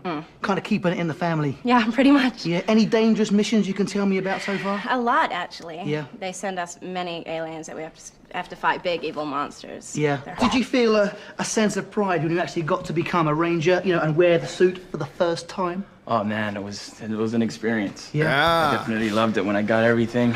Yeah. I mean, you know, skating every day, but Every day, not yeah. every day you can become a ranger. Absolutely. Do the more thing. God damn, someone Ready? is going in Now, on PUA. left hand in a fist, down by your waist. Right hand, 2 fingers. Yep. Straight up and out. Straight up. I just want you guys to see that. Now we're about to get to, I believe, right here. AI talks about what happened, right? You're like, what the hell happened? You see this guy, he's on top of the world, and next thing you know, there's a video that comes out. His death makes damn near national news. RIP Power Rangers star Pua Magasiva died only at 38 because of this. Power Rangers star Pua Magasiva, who played the Red Ranger, is dead. Magasiva died early Saturday morning in New Zealand. Police called it a sudden death, but neither they nor his spokesperson would be specific. He was found unresponsive in a building in the Central Business District in the city of Wellington. It wasn't a building. I know exactly where he died at. I mean, like what the media does is they just try to just hide things. They just kind of like, we're going to kind of sweep it under the rug. We're really not going to say where he died, how he died. They just going to just kind of just shuffle it along. Yeah, did he bang himself? They're like, yeah, he did. What happened? They just like, that's it. Magasiva played the Red Wind Ranger in Power Rangers Ninja Storm, an iteration of the popular franchise that aired in 2003. Somebody from As New of Zealand now, in the police chat are saying on there Twitch. are no suspicious circumstances surrounding Magasiva's. No suspicious circumstances surrounding his death. Come on, guys. They lying. I'm not. Sorry. Stop the cap. Death, but an official cause has not been released. Magasiva played the Shane Clark, the Red Wind Ranger, in Power Rangers Ninja Storm, the 11th television installment of the popular superhero franchise. He began the role in 2003, at the height of his fame, and has starred in the show since his return in 2012. We are all absolutely devastated at the tragic news regarding Pua Magasiva, the soap's production company wrote on social media Saturday. Pua was a much-loved member of the South Pacific Pictures family for many years, and our hearts and thoughts go out to Pua's family at this time, they added. Magasiva had made some of his earliest appearances on the same. Look, even tatted, right? Like JDF in the tats. You replace JDF with him, his face, similar story. Show years before, with minor parts in the early 1990s. He also had parts in TV programs Outrageous Fortune and Diplomatic Immunity during his lengthy career. His Power Rangers co-star Jason Chan added on Facebook, "Incredibly sad to hear that one of our Ranger family is gone. It is. It will never be the same again. Pua, you will be so dearly missed. You were the center of energy on set and off. Always laughing, giggling, and involved in practical jokes." AI content is the worst. The actor. AI content is bad, but it serves its purpose. It's to the point. I know it's someone just typing up a script and just putting it in AI and just putting pictures behind it, but it gives us a clear-cut script. Whereas many people will not even talk about this guy. Was more recently a radio show host but left the job last month after getting a DUI. He got a DUI and he left the show. Now, you don't just leave the show. You get fired from the show. To save face, they say, how about you leave the show so we don't have to fire you? His brother Robbie, also an actor, flew to Wellington and is grieving with his wife and 7-year-old daughter from a previous relationship. He married a year ago. Magasiva was 38. RIP. Thanks for watching. All right, so that's the AI stuff, right? Now, this was the local news. I played you the first bit of it, and I kind of cut off the part right here where they start getting into kind of like some tributes, right? And then I'm going to show you why he killed himself. It's kind of clear cut, but you know, people, I'll let you guys decide for yourself if you believe what I know to be true. You tell me. Person. So this is kind of like a little tribute. This is his radio show. You could walk in a room and make anyone laugh and smile, you know? And he made sure his attention was to people. Every time he came here, this is make sure he'd the see radio guy he worked with. In his private life, Magasiva had remarried recently, celebrating a 1-year anniversary, but was facing some personal difficulties. Pua had his challenges. Now, we're going to get into those personal difficulties and challenges. He had his issues, like he did, but he was also a beautiful spirit, a happy and wonderful heart. They cared. They loved. We would always say, love you also. A private family funeral was held in Wellington yesterday. Damn. The Pacific. So that's that clip. But more importantly, this stuff is about to come out.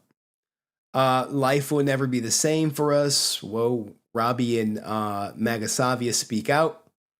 And here is a tribute, okay? This is from the radio station. They do a tribute, okay? And then we're going to go through a couple other people's tributes, and then we're going to see what really happened.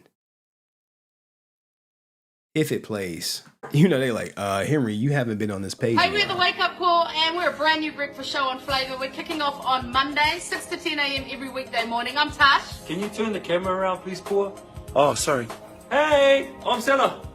And that right there, that's Pua. We'll see you on Monday. Like, what do you guys think of this guy? He kind of had it all. And then he started losing it piece by piece. And then when he had, literally, you're going to see he had nothing left. His life was, as he knew it, as it formerly existed, was over. And he just took it. Hey, man, 6 o'clock. Keep it fresh. I was at home. I asked you 5 times. This is them. This is them. And then the other one. Okay, Ronnie. So you were kind of good. Jeffrey's not working tonight, so you're going to have to do your own dishes. And then forget it. Anything. Okay? And don't touch. They keep my brain inside. Yeah, they keep it silent. Yeah, that's what we're talking about here. When I'm walking down, I feel like a teddy bear. Fluffy, cuddly, you know, it is ugly. The streets are mean, and we gotta keep it clean. It is alright. I'm gonna take my clothes off. And he would hit the ball in between his legs, and I just went. Does that? I just went. Looking at this picture, seeing what I've showed you, does this seem like a guy who would just take his own life? Does it seem like that? Nope. No. Of course I'm mad. What do you think? Like this. So we didn't want. It was at this moment that he knew he f***ed up. We didn't want to argue in front of you, right? I know. Go on then. Mama chameleon. You come and go. You come and go. All right, so you kind of get the point. Like, he was a goofy guy, all that good stuff. Now, when he died, you know, people naturally spoke out about him. You have Sally Martin, who was the equivalent of the Pink Ranger. When Polaroids were real, but your smile was fake. I know you effing hated how cold that stage mode was, but I found it very funny, and I'm not even little bit sorry about that. My heart hurts today. Miss you, dummy. Okay, that's her. Now JDF. JDF has his post. He's like, damn, JDF. Yeah, everyone was posting about him. Hey, I had the pleasure of working with Pua on Dino Thunder. He was such a nice, kind guy. Life is short, people. My heart goes out to his family. You will always have the power. Once a Ranger, always a Ranger. JDF. All right, and it didn't just stop there. JDF made 2 of them. Okay, and here's another one. The news hit me hard today. Life is short, and I regret not getting to know you better. You will leave a legacy and footprint in this world, which they both have. Even though this might be a last morph here on Earth, it won't be our last morph together. God damn, what does this mean? Oh, I don't want to read too deep into it. To Pua Magasavia family, I'm sorry for your loss, and I'm here for anything you all need. When I lost my brother, mom, I was empty. God will restore that empty feeling with memories that last a lifetime. Let's give this day, Pua Magasavia. No more posting for the day. I'll be thinking of you, praying for you and your family. Ranger family. God damn. And shout out to Kai Call M supporting the channel. No love, no comment, no question. Just pure support. Thank you, Kai Call M. More support. Now you're like, well, what would drive a guy to do this? What would drive him to take his life? Well, let's watch a video and then we'll read about what happened the last night of his life. We'll read about it.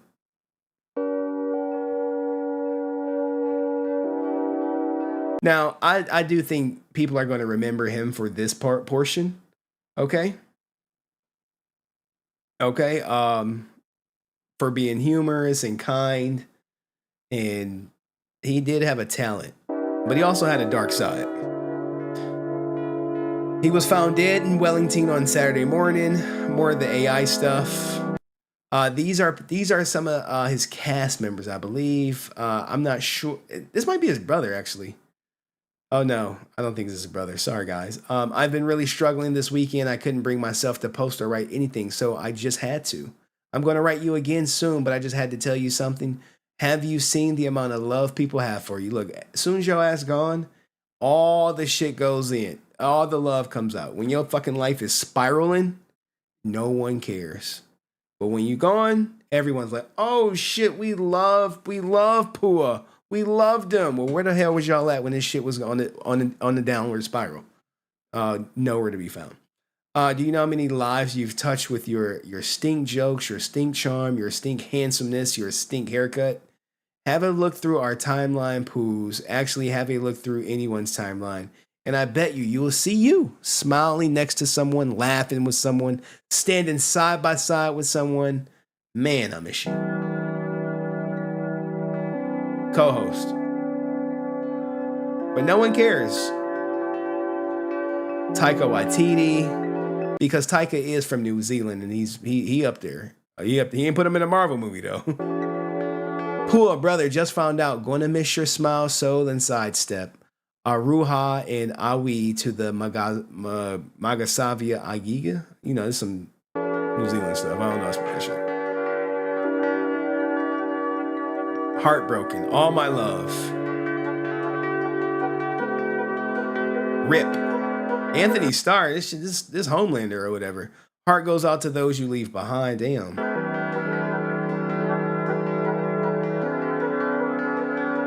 Look, all these will miss you stuffs.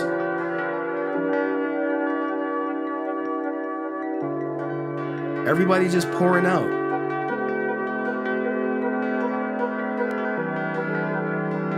Cast members. Family will hold a private funeral in Wellington. Now, you're probably wondering, like, why would they hold a private funeral for a public guy? Right? We're about to find out why.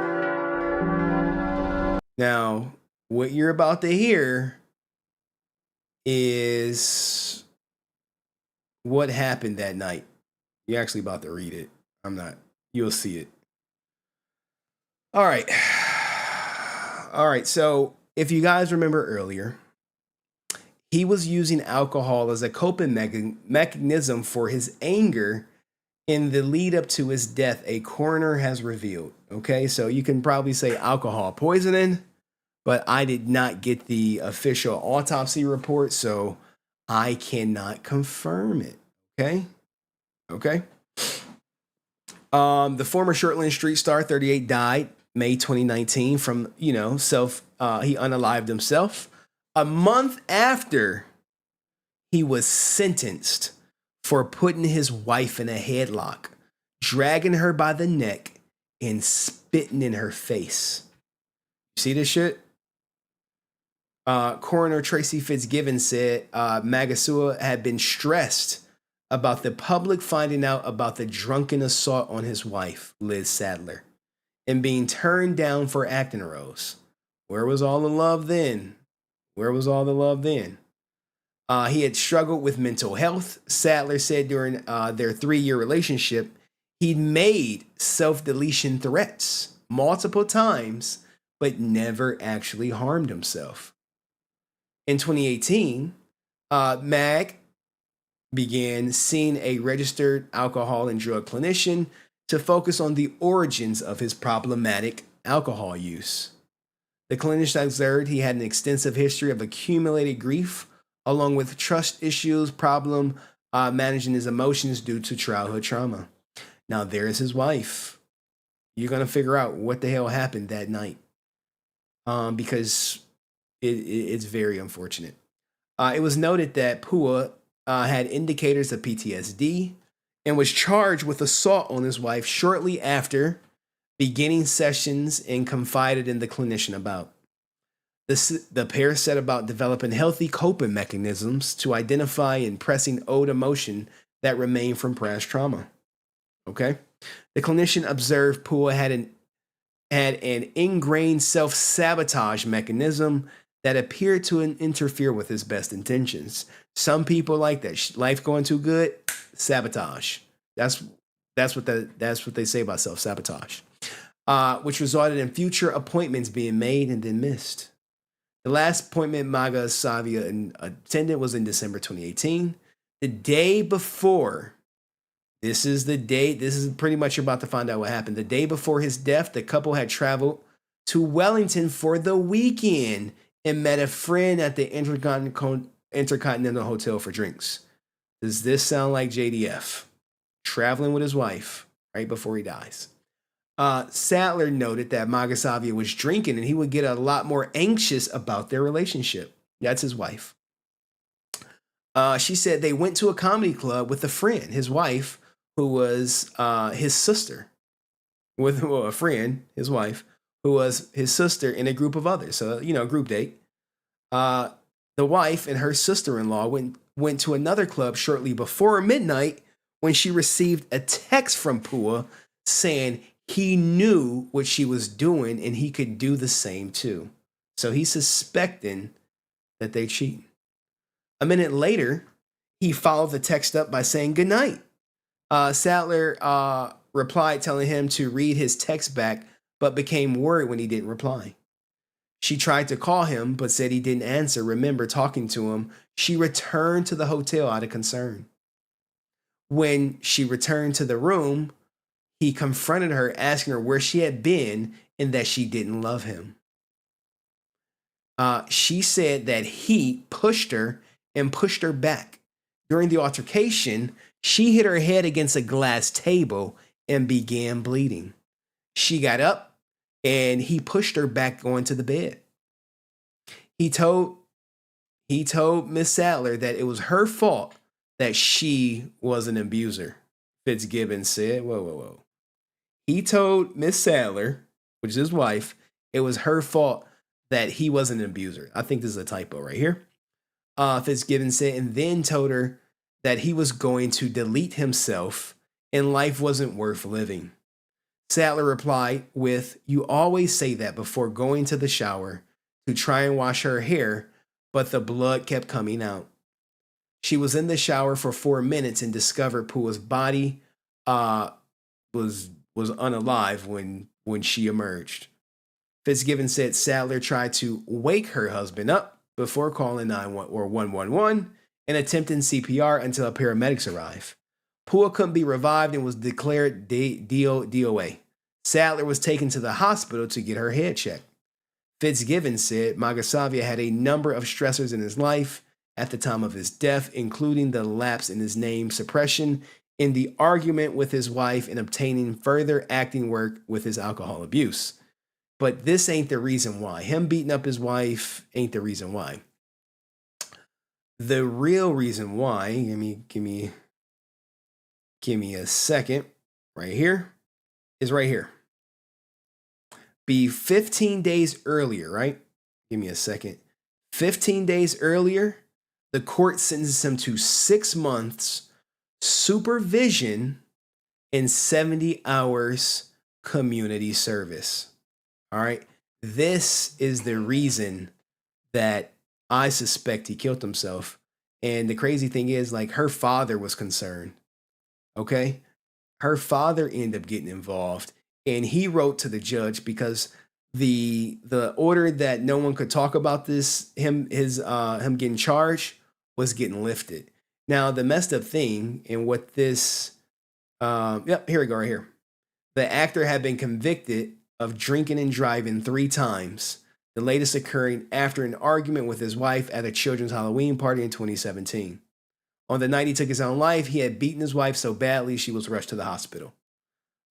So this, I suspect, the fact that he was already on supervision for the DUIs, which is probation, guys, and then him having to do 6 months supervision plus 70 hours community service, that combined with the whole world being able to know that, he was an abuser, is the reason he took his life. As you know, the radio company, he quit the radio company, right?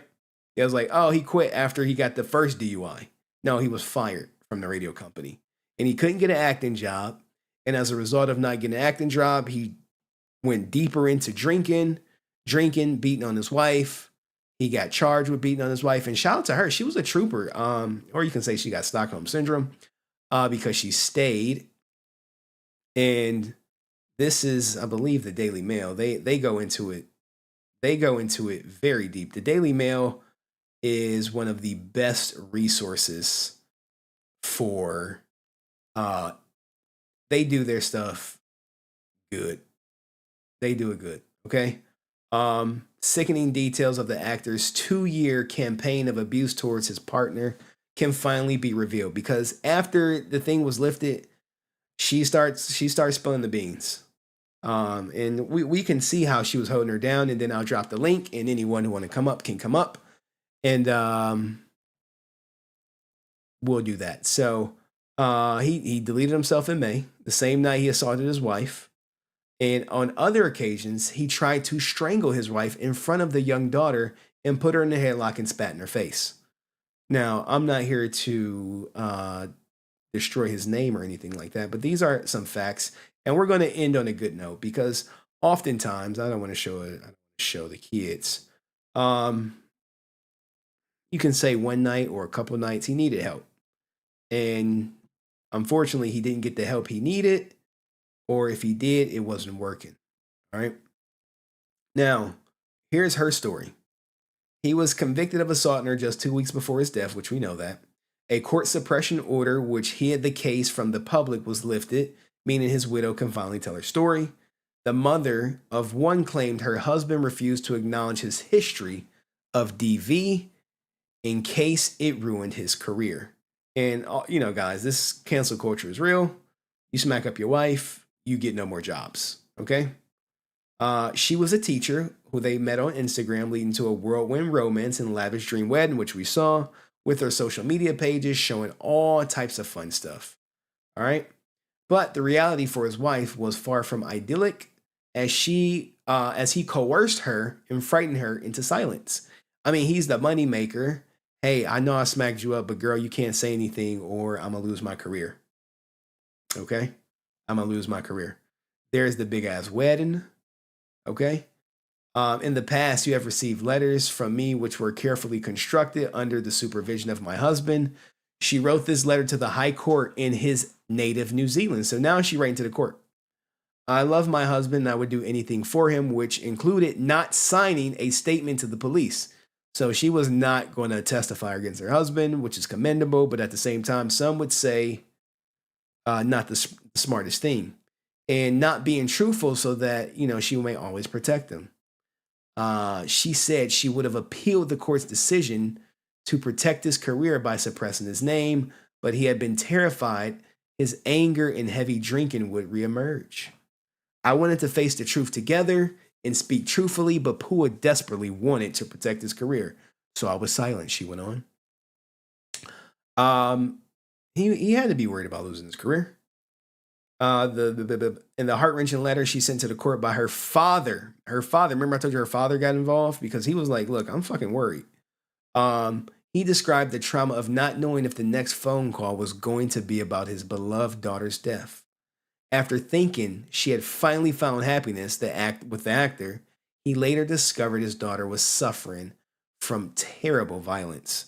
But she assured him Pua was getting counseling, which he was, but then he stopped going.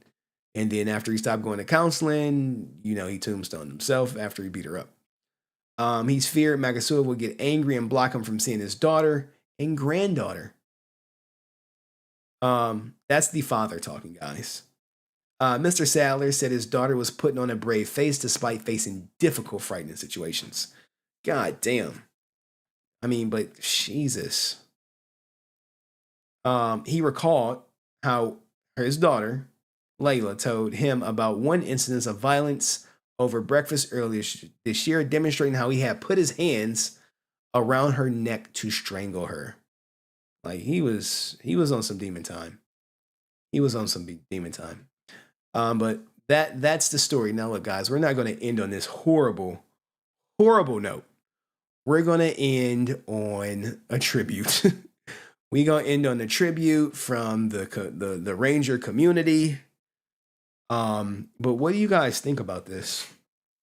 Like, after his death, she put him on blast. So, and this became like public everywhere. Let me drop the link. Give me a second. And is Jonilda still here?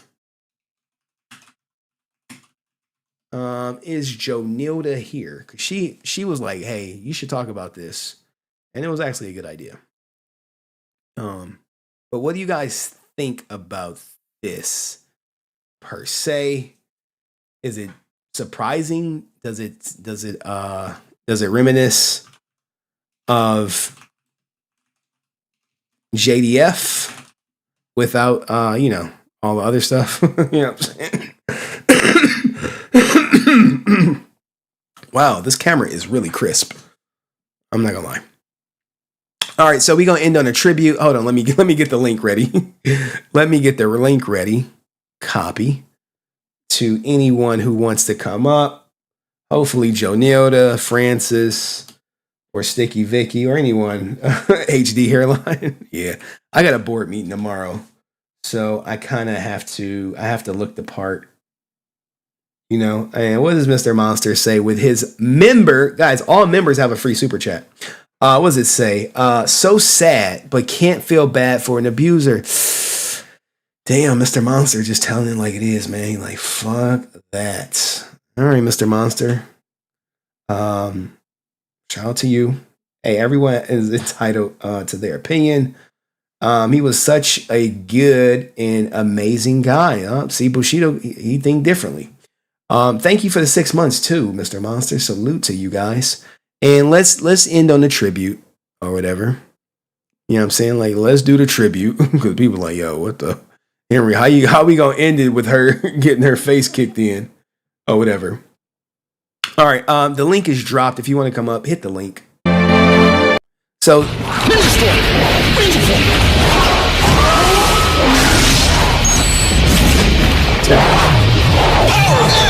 yeah, I know he got Britney Spears pregnant, but we ain't talking about that. Anyway, let's go through this tribute. Now, look, it was covered by CNN, MSN, and made Power Rangers the highest trending topic it's been in years. And it seems too often that when a Power Ranger takes his life, this is sadly what gains way more attention around the world than it should.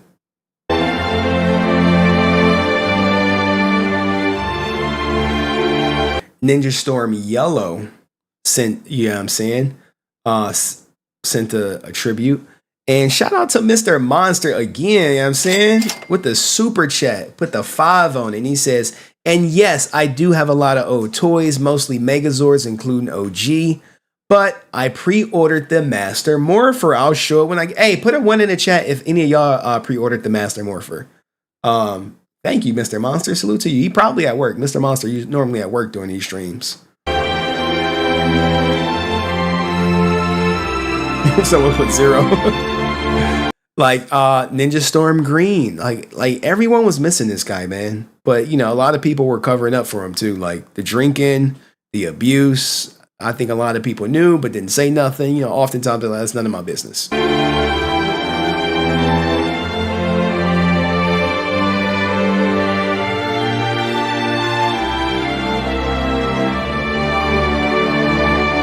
Now there you go, Sally Martin. You know what I'm saying?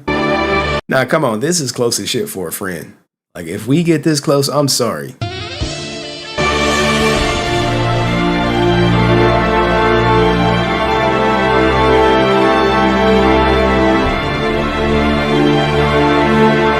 Austin St. John, even he put in his 2 cents. You know what I'm saying?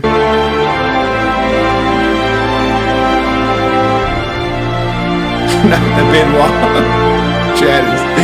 Chad is on some other stuff. He said, God, like if you, I'm not going, I know the music. I know.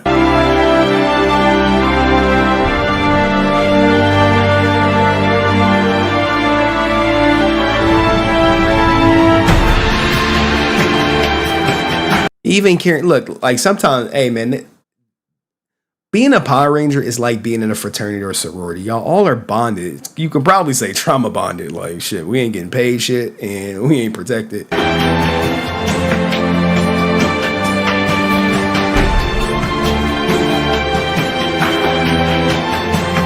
Salute to my corporate America, bro, right there. I got a board meeting tomorrow morning. Talk about the budget for 2024. But everyone was on it.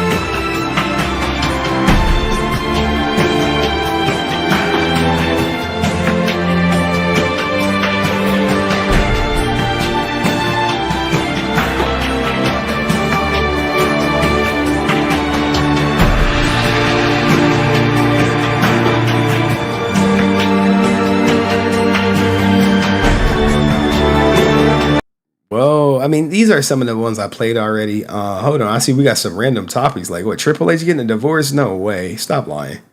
Stop lying.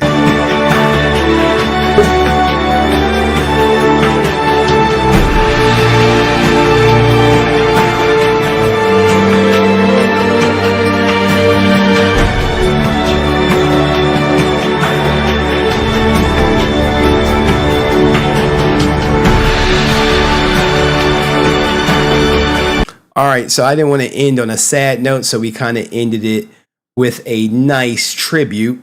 Now, I do hear that we have some people in the background. Give me a second. I see. We got a celebrity back in the background, y'all. You like, who is it, Henry? Who is it? All right. We have the beautiful Sand in the background. Let me add her to stream. Girl, how you doing? Give me a second. To get this thing organized. I'm doing some new stuff. Boop. And let me take me off. There we go. Sand, how are you? It's freezing. It's Friday. It looks like it. You look cold. Like, what's going on? The heat out? What's going on, Sand? I'm a desert mouse. Even if it's like 65, I'm freezing. Okay. What did you think of this Pua story and how it kind of like coincided with JDF a little bit? It did. It coincides a lot. And I think in life, a lot of stories repeat themselves. And if we don't learn from them, they tend to repeat over and over again until we learn. And it's really sad because you can see that no matter what side of the coin, Jason was great, amazing, and everybody talks about that, and he still had his demons, and obviously this guy too had different ones, and it still affected him the same way. Yeah, their absolutely. stories still ended the same. And when it comes to abuse, at least, a lot of people will cover it up because they don't want to deal with it. They don't want to. Do you think she suffered from like battered woman syndrome? Because she stuck with him for like 2 years and even married the guy. I mean, I've been there, and so a lot of the time it's you don't want to deal with it. It's like, well, you made your bed, and that's what people will tell you. Okay. They'll tell you, it's like, well, you have to stay with this person. No, we're not going to help you. Your family will turn on you, your friends will turn on you because they get tired, and it's understandable. They get fed up with like, oh, we'll help you get out of it. And because you're stuck in it, you don't want to get out of it. Yeah. So a lot of it is self inflicted. Okay. Because people who don't have those issues, they get out very quickly. 100%. You hit me once, I'm out of here, saying. Yeah. I'm like, hey. And like for me, it was like over a decade. So, I completely understand. And but the thing is that I think that the people around that possibly knew, they just didn't want to deal with it. They didn't want to like, oh, we're gonna sell him out, we're gonna send him to jail or anything like that. Got you. But it's still sad because a lot of people who are abusers, they need help just as much as I agree. And he was trying to get help, and then for whatever some reason he stopped, and then I think him not getting the acting gigs and him getting the DUI just compounded. And everybody has a trigger. Everybody has that line. When they cross that line, they can't come back from it. Yeah. And You know, some of us have a longer line, others don't. You know. Yeah. So, Well, yeah. well, thank you, Sam, for coming up. Thank you for everything. All right, guys, that was Sam. Put some S's in the chat. Let me see who else we got back here. Look, we got your boy, everyone's favorite. Where's Joe Nilda at? She told me to do this shit. She gave me some clips, and then she ain't even here. Like, what's going on? All right, let's get everyone's favorite Power Ranger fan, the Vietnamese millionaire himself that everyone knows. He's had some couple viral moments. Give it up for Brent, everybody. Hi. What's going on, Brent? How are you? Good. How are you? I am well, man. What did you think of this whole Pua Magasavia story? It's very sad because there's a lot of, we don't know the personal, what triggered him exactly. We only know what is reported in the media. So we can only speculate. And I know his family wouldn't want people outside to speculate on his death because it seems very inappropriate. But at the same time, he was a public figure and we're allowed to speculate. Unfortunately, he chose, when he signed that contract with Power Rangers, he made a decision Brent be to be getting a on public figure. So that applies to whether it's like celebrity figures on talk shows or actors Jeannie on Ma. TV Remember, shows, guys, you he know? does not like Jeannie Ma or Francis or JDF. Just to run down Brent's list, if you will. Oh, okay. Well, I'm just saying. The point I'm trying to make is that your life is no longer private, and so we can only speculate. And it seems like him not getting acting roles is very common in Hollywood because people are looking for a niche person, and if you don't fit the bill, then you don't get the part. This is true.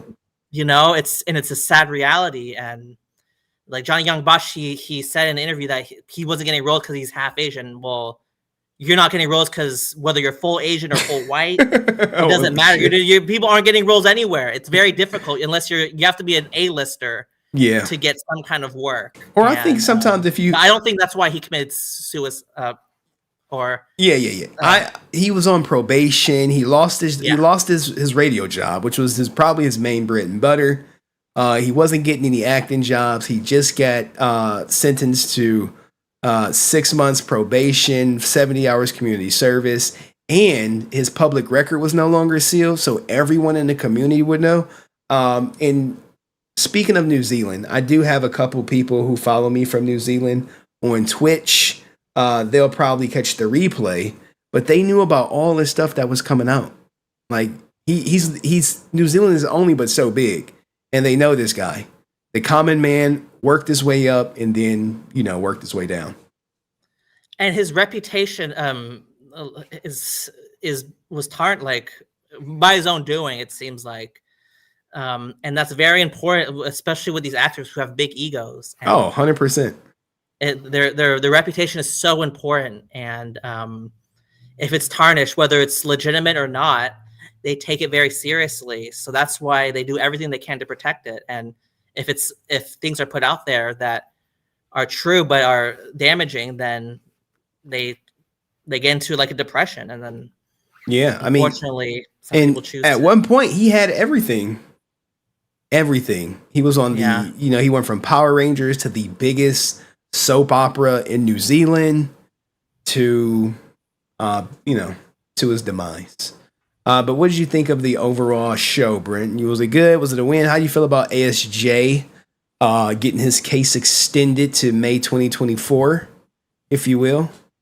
Oh, he got extended. I thought it was going to be decided in November. It was a continuance because there are 4 new co-defendants. Okay. So it puts the arrest to 22. I know you mock the innocent until proven guilty, but I do feel that's so important before we make a decision to judge people, because they make judgments about Johnny Depp or they make judgments about other people. I know there's different circumstances, but the evidence looks damning. The evidence looks damning, but I feel like once the verdict is released and everything is settled and we know we have all the facts, then I feel like we were in a position to judge him. And I know Francis was like, ASJ was your favorite. No, he was not. No, he was. I always felt he was like the Red Ranger was always like the ambulance, like the guy looking to save the day, and like the guy who would cook something. The fumes would go off, and then he would turn off the vents and then say like, I saved the neighborhood. That's the type of person I always perceive, even at a young age. I felt like that's what the Red Ranger was. And I never really was particularly that he was like a side character to me. Oh wow, yeah. To me it was blue because I saw David Yost look nice in blue. I always thought he always wore blue, and it looked really nice on him because he was the Blue Ranger, but I didn't know that at the time. And obviously Twee. And I caught when I joined the stream, JDF mentioned the Coliseum interview, and he seems to hold that in such high regard. Oh, here we go. Oh, he mentioned it himself. JDF, you played it, and you know, that's really shocking that he viewed that interview as some sort of like a gem or something. It was a gem because he said it showed that ASJ hates him. He said, look at that interview. Right. But in that interview, he also he disrespected Twee Trang. And it's appalling what he said. Who disrespected Twee Trang? And all that kind of stuff. But that's another all right. Let me let you go for a second because Francis is back here, all right? Oh, is she? Oh, yes, so stick around. JDF for life. Okay. Oh, shit. Yeah, I mean, she can say whatever she wants. And all facts right. over feelings. Oh, all right. Okay, she's about to come up. up. All right, Francis. He said you are JDF. Yes, for life, for always, forever. Okay, what? Hi, everyone. Brent's favorite person. You can't see it, but she put. Oh, they can't see it. Oh, it's fine. It's up there. It go. Now it's there. Brent's favorite person. All right, so my name was always in Brent's mouth. Of course. So, what did you think of this whole Pua Magasavia story? Does it mirror JDF's in a bit, or some resemblance with both being top actors, if you will, in their specific realm in the franchises? Well, so when Pua died, like it really did hit Jason hard. Okay. I remember we had a conversation. Remember what really happened, I guess the whole him being a drunk and beating his wife came out after. I don't think we found out right away about, the things that, his demons, let's say. But, I remember Jason has always been suicidal. He had had those thoughts for a long time. And, I think it really hit him that Pua committed suicide, self-deleted, sorry. It's okay. And then I remember we had the conversation, he said, I worked with him and he was a nice guy. I remember, I think Pua tried to reach out at some point for Jason to do like a Comic-Con. Okay. So, all that was brought up and he's like, damn, I wish I would have, helped more or, done more work, because sometimes, no matter what, I know Brent has his idea and his thoughts and whatever of JDF, he wanted to help everyone. Right. It's just sometimes it's hard when you try to help everyone and then, a lot of times like, well, why are you helping him and not me? And why are you helping this guy and not me? So like it was a little stressful. You know what I mean? Like I can tell you there are times that, let's say he would go to a show with Jason Font and people would be like, why are you only going to shows with Font? Font was a great friend to Jason. Never asked him for anything, never, was, and he still is, a person that would just tell you like it is, whether you like it or not. You know what I mean? a very clear-cut person. And he always reached out to Jason, always, no matter what. Even if, there are times that Jason didn't reach out to anyone, and Font was there, and a lot of people, were some people, let's say, Okay.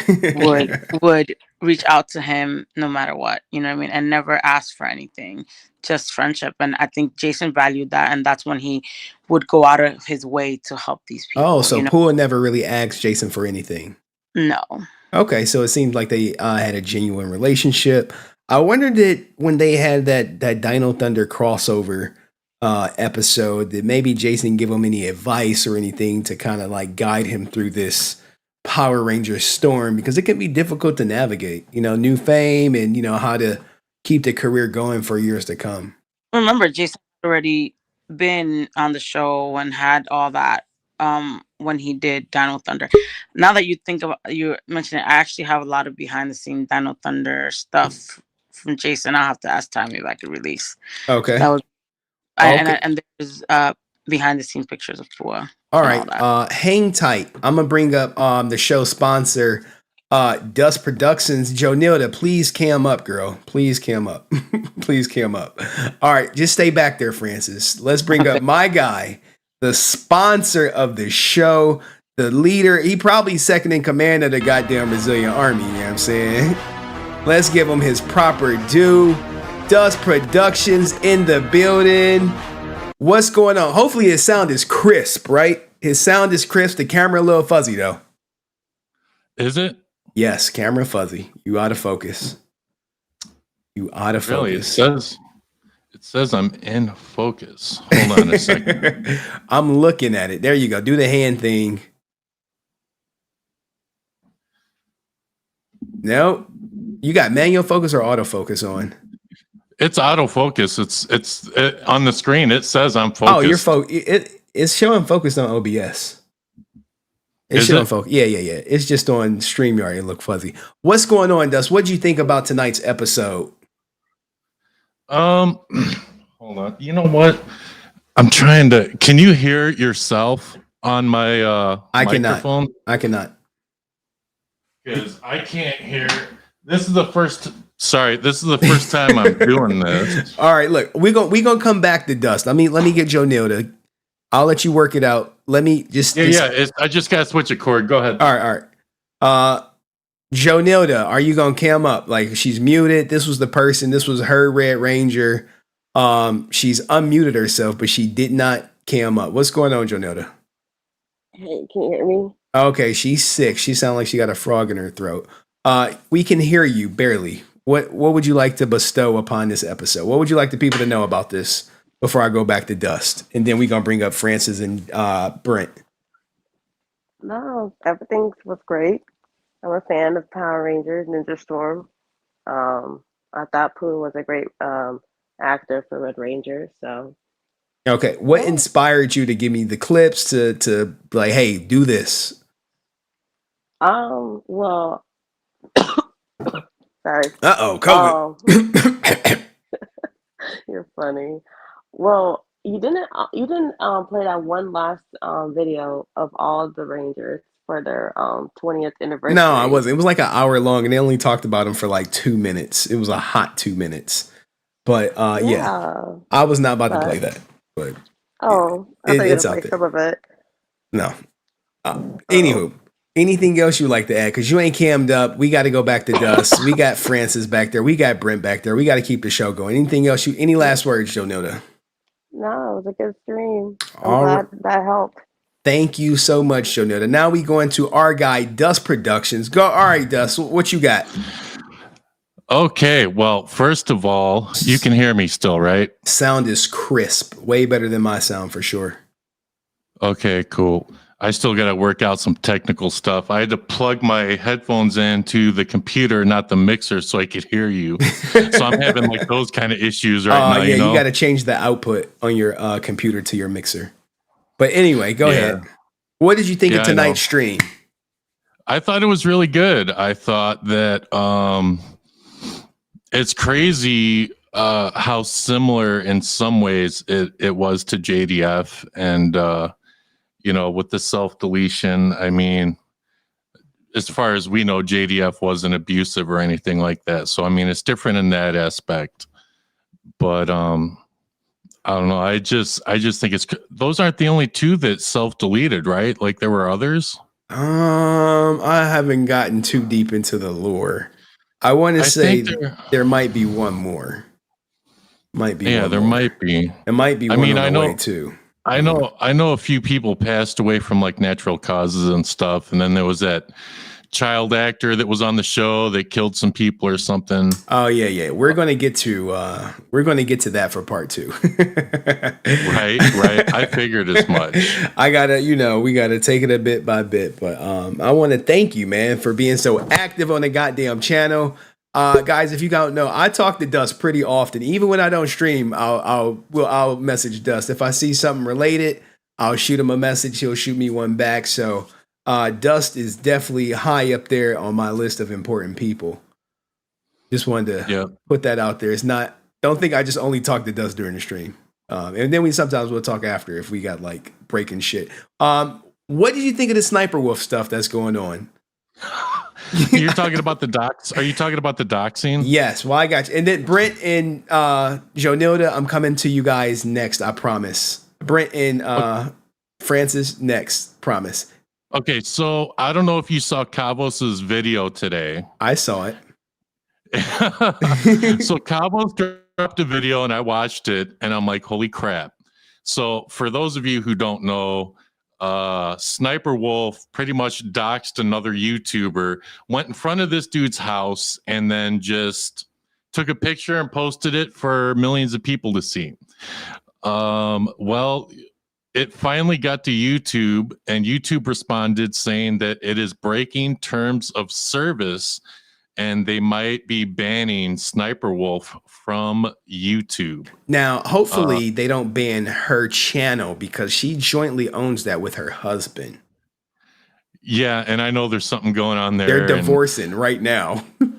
But it's crazy because Cabos posted a video where Sniper Wolf is saying somebody followed me to my house. Yeah. Don't go to a YouTuber's house. Don't do this. Don't do that. Don't dox people. And then here she is doxing people. And then she said in like a tweet or something, I don't dox people. I don't, she doesn't even know what that is. So she's full of crap. She's a fucking liar. She's a liar. She's a liar. All right. Well, thank you for sharing that. I got to try to catch Francis because she's talking about leaving. Let me make sure she's back there still. Francis. All right, she's here. So do me a favor, Dust. Just stick around. Just stick around, man. If you can. Yeah, I'm good, man. All right. Dust, and clip that for your channel too, man. Clip it for your channel. Hey, tell me before you bring me back on, though. All right, I definitely will. Announce me. All right, I got you. All right, so we're going to bring up Brent. And we're going to bring up Francis so they can hash it out one final time, right? One final time for the road, if you will. So let's do it like this, right? These people are integral to the HenryResilient channel. Francis as well as Brent. Brent could be a bit of a contrarian, but he's always here to speak his mind. Now, Francis, she could be a bit, let's just say, blinded by her love for JDF to kind of see things clearly from time to time.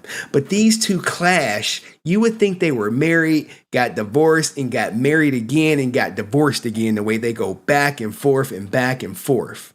So I'll let ladies go first. Francis, what is your issues with Brent? Oh my God. Issues with Brent. Brent is fixated on a dead man, like that can't defend himself. So I think it's just kind of like,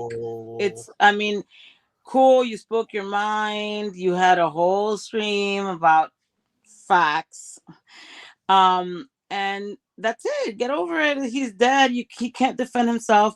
People are gonna say, if you asked people about a dead man, they're gonna say whatever they want because that dead man is not gonna pop up from the grave and respond.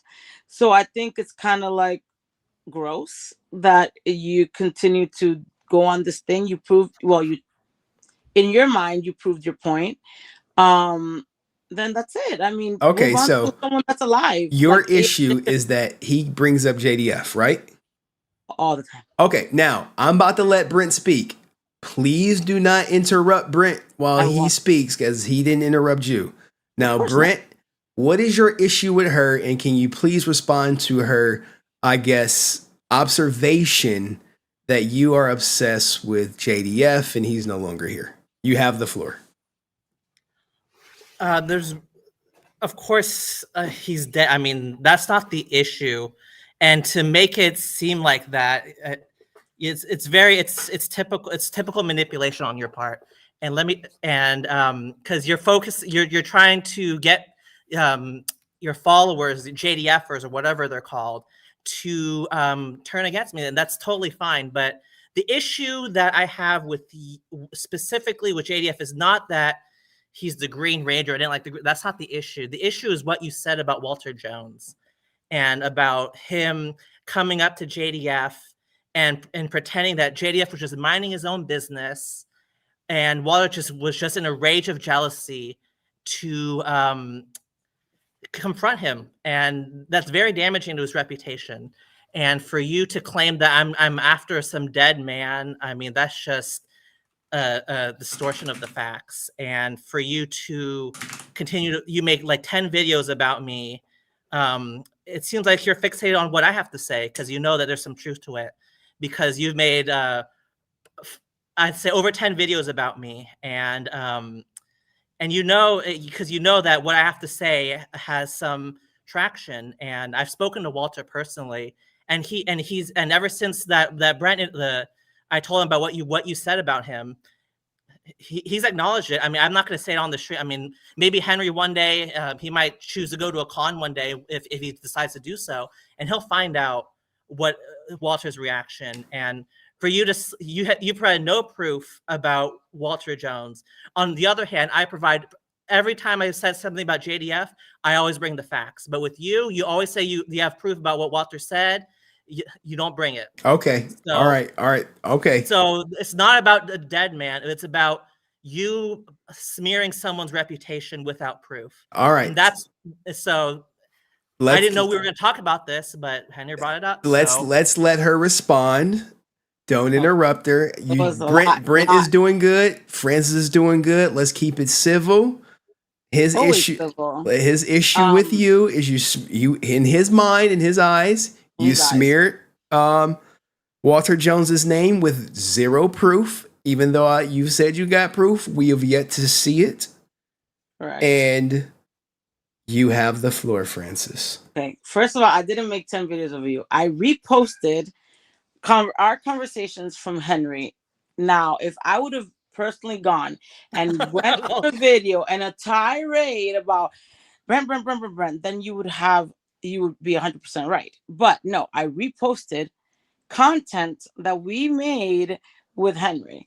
So that's one. I didn't make videos of you. Two, did I say that Walter just went up to Jason out of jealousy? Because he was giving free came stuff out of my mouth. Don't interrupt me. That's not what I said. That's not what I said. You could go and clip it if you want. What I said was they were at a show and they had an argument over autographs, being free autographs. Never said that Jason was minding his business. That never came out of my mouth. Now, if you went to Walter, which Walter was here in New York City, if you went to Walter and you told him your perception or your way of what I said, right, then that's on you and him. Now, do I have proof? Of course I do. Have people heard the proof? Select few, yes. Why don't I release it, or I'm thinking of whether to release it or not, is because I don't want to cause damage to the one person that is here. Correct? You're always saying, oh no, that Walter damaged. That's not what I say. What comes out of my mouth or your mouth is not gonna affect Jason in any way, because people that love him are gonna love him anyways. It's not gonna affect Walter because people that love Walter are gonna love him whether I say XYZ, right? And they still do, because his line was actually really good in New York Comic Con. He had great interactions with people. I've had great interactions with him as well. I have nothing personal against anyone, but if something happened, something happened. I'm not going to put a finger in the sun and lie. Now, if I were to release the conversation, the only person that would be affected would be Walter. Okay, not Jason. Let me stop you there. So what you're saying, Francis, is you're holding on to, in the Twitch community, they would say a nuke for Walter. If you release it, it would negatively impact his career. It would negatively impact him, yes. Okay. Now, and I don't. Okay, so Francis doesn't want that. Now, Brent, as you seek the truth, and she just told you if she releases this hurts his career. Knowing that, in her opinion, would you want her to just put this out for the masses, for the truth's sake? She's the one that brought it up. No. Would you want her to put her proof out for the masses? This is a yes or no question. We don't know what it is. Like, the thing is, like, I told you, it's the voice. I've already said it.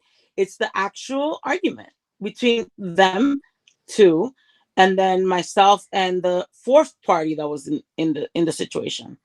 Okay, so you do have proof, but you don't want to release. Is that correct? Correct. Because it would hurt Walter. Now it would hurt Walter. The only person that's alive that it's gonna hurt is him. It's not gonna hurt me. I'm not famous and I'm not a public figure. The fourth person in the conversation is not a public figure either, and he doesn't. I mean, he's not even a Power Rangers fan. Like, he's telling me release it. People talking crap, release it. I don't want to, because at the end of the day, I am a Power Rangers fan as well. I'm a JDF fan forever over anybody. Yes, but just like, I saw something you said about Johnny Young Bosch and Legend of the White Dragon. That might not. I'm not gonna address it, because apparently everything I say you say is negative, but that might not be true, what was said to you. And Jason's not here to rebut what Johnny Young Bosch said. And I love Johnny Young Bosch, and Jason and him were great friends, but that's not my place. Okay. I'm not here to harm anyone. Let me get back to it. So, Brent, do you want her to release the evidence? Yes, because even if it hurts him. Because if that's what really happened, because you're the one that brought up the private conversation, and you're the one that we could play the Henry when Henry asked you about, can you speak on him not liking the Black Ranger? When he asked you that question, you acted as if you had the authority to do so, and you brought up a private conversation, and now you have, where's the proof? Okay, so Brent says release it. Now, she's saying she's protecting Walter. Brent says, fuck protecting Walter. I want the proof. Now, maybe she kind of contradicts. Well, if she was trying to protect Walter, she wouldn't even discuss that conversation in the first place. If you put a poll up, Henry, right now, if anything that I have said has turned people into not liking Walter, I bet you people are like, nope, they're still his fans. They're still gonna do poll in this form. You're the one that is obsessed with that situation. That was how many months ago, and you keep bringing it up. I have not brought it up. I even did a review of his song. So if I had something personal or a vendetta against Walter, I would bring it up every chance I get. The only time I bring it up is when you bring it up. Like, no one else brings it up but you. Okay, all right. So it seems like a lot of back and forth. Long story short, Brent wants you to release the tape no matter what. Maybe Francis will let me listen to, if she let me listen to the tape, and I came back to you, Brent, and said, look, the tape is bad. It's bad for his image. Would you take me at my word, or do you need to hear it for yourself? I mean, how about I release it to you, Brent? I'll go to Walter first. And if Walter tells me to release it, I'll release it. That's how sure I am of what I have. Okay. I will show it to Walter first. And if Walter's like, go ahead, I will release it. Oh, so if That's it, not, I don't. now we will need a follow up. We will need a follow up of you saying, "Hey, I spoke to Walter. He told me not to release it." Is Walter going to be in Ranger Stop? I don't know. I'm not going. I gotta check. I have Ranger Stop tickets. We'll see. Oh, you got Ranger Stop tickets. All right. I actually think Walter's still in New York.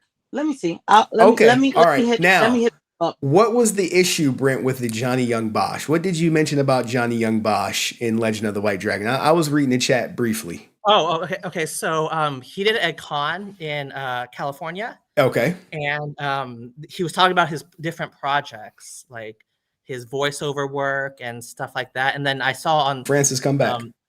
And then I saw online that he did Legend of the White Dragon. I was like, really? I was like, why is he not doing it anymore? So I asked him about Legend of the White Dragon, and he was like, yeah, he was involved with some of the initial writing of the script and all that kind of stuff in the beginning. And then there was some disagreements regarding asking people for money for the Kickstarter.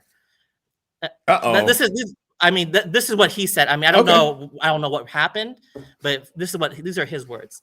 So he said JDF wanted to do a Kickstarter for Legend of the White Dragon, and Johnny Young Bosch didn't want to ask people for money during COVID, and there was a disagreement with JDF. He didn't have any ill will against him, but it's just a disagreement between asking people for money during the pandemic. JDF wanted to do that, which is absolutely fine because the movie's probably really expensive and he needed to raise money for it.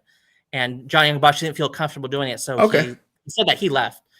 That's what those are his words. All I don't right, know so whether that's true or not, let's let Francis rebuttal. Brent, I'm going to paraphrase. Brent said, "Hey, JDF, let's ask the fans for money," or JDF said, "Let's ask the fans." He wanted to do a Kickstarter for Legend of the White Dragon, and Johnny Young Bosch did not feel comfortable asking people for money, so he left. All right. So JDF wanted to do the Kickstarter for Legend of the White Dragon during COVID, and Johnny Young Bosch didn't feel comfortable. Can you speak to this, Francis? Is that true or no? Dead men can't speak. But you were there, right? You had to be involved in some aspect. Yes, I was. Was there a Kickstarter for Legend of the White Dragon? Yes, there was. During COVID? Yeah, I think it was during COVID, yeah. Did it start before and it just happened to just overlap? Everything, it just happened to overlap. Everything was already started prior to COVID. Okay, so that's kind of what I suspected it was like, hey, we started the Kickstarter maybe because he said it was 10 years before. He was in there working for 10 years. Well, in an interview. Listen, I love Johnny. I think he's probably my favorite, other than Jason, he's probably my favorite Ranger. Mm-hmm. But I don't agree. That's all I can say. Okay, so you don't agree with the statement. Now, now that you guys have kind of, been civil with one another, I am, I guess, the intervention specialist, or maybe a couples therapy specialist, if you will. Do you think y'all will, ease the tension moving forward, or will there always be this sexual frustration online? There is no sexual nothing. I just think that Brent wants me to release proof. Okay. But I don't want to release proof that's going to hurt someone that's here. And I will, if it'll make Brent happy, I'm going to talk to Walter. I'll show Walter what I have. And then whatever Walter tells me, then I'll let y'all know. All right. Brent, any last words for Francis? Because she got to go be a mom. Yeah, sorry. No, not really. I mean, all right. I mean, there's really nothing. All right, I saw Sam pop back up, so I'm gonna let you two lovebirds go squash it out. Maybe she'll email you. But thank you for coming up tonight. Bye, guys. That's Francis and that is Brent. See you guys. All right. San, you're back. Let me get Joe Nilda off. What did you think of this lovers quarrel? You know what I'm saying? Love of my life. They remind me of my daughters. Oh. And and I send them to separate rooms. Well, shit. By the end of the night, they may be in the same room. You never know. They're both really emotional about it, and I get why, because they're not actually listening to what the other is saying. Okay. It's cute. Like Frances, what she needs to understand is Brent is upset about Twee. He doesn't care about anything else. Ooh, it's deeper. It's just about Twee. It's that, and they're both gone. You can't really go like, oh, he's gonna apologize. And honestly, I've seen the interview. He really didn't say anything that bad. It was an offhand comment. Right. On the other hand, Brent, we're not gonna turn on you. I mean, we're not flat earthers. We get it. You have an opinion. We respect your opinion. And like I told you before, when you get on it, I'm just gonna sing you the Frozen soundtrack. Let it go. Let it go. All right. And go ahead. Because he focuses on that interview. That's what he can't let go of. Okay. So it's not about Walter, it's not about JDF, it's not about anything. It's about a comment that he feels was a slight. Okay. Too. You know? And I don't like charge. I said, if you want to buy something, buy it. That's what JDF said. I remember it. Yeah. And honestly, like I said, timeout is an excellent tool. All right, I'm going to time Sand out. Let me see if Dust want to come up and speak about this. Dust, is he back there? And I see maybe we'll let Brent get the last word since he's the last man standing always to address everyone. Dust, what did you think of this Lovers Quarrel that just played out? It's been like brewing for so long. It's better than the Dylan Dennis Logan Paul stuff, if you ask me.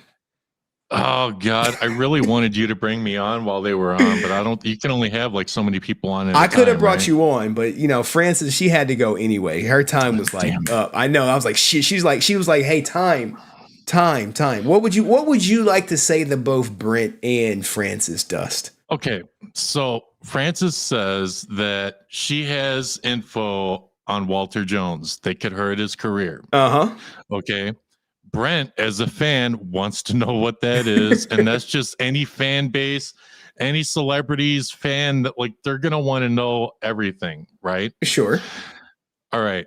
So people that are watching know that I've been watching your streams for a while, and we talk behind the scenes, and people may or may not know that you and I have researched stuff before, and I've helped you with a few streams, and we've gotten some information, and some of that information on some of those people could absolutely destroy a few people. Absolutely. But you have not released it.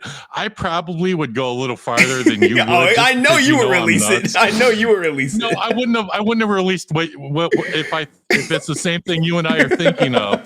But the point is, there's a certain line, and it's not like Frances is waiting like, ooh, if I hate this person, and if they come out, I'm going to destroy them. It's just if you were when her, you say something. Go ahead. I'm sorry. Go ahead. When you say something like, maybe you should chill out a little bit because you're not being truthful. At least chill out. Like that's pretty much what Frances is saying. Like, you're kind of lying a lot, and I have evidence to the contrary. Okay, now I'm glad it's just kind of like that. Now, Legacy of Nerd, I see you back there. I'll bring you up next. Do you think she should release the Walter Jones JDF argument? Man, I've seen this on YouTube so many times. This is what YouTubers do. YouTubers do this way more. You guys have no idea. Okay. They all get dirt on each other, and then they hold it over each other's heads. And they're like, if you come out, I'm going to destroy you, or I'm going to do this or that. And yeah, it's happening with the Dylan and Logan Paul stuff. All kinds of stuff's happening with Logan, but it's just. Should she release it though? We got to hold you. I got to bring it. Yes or no?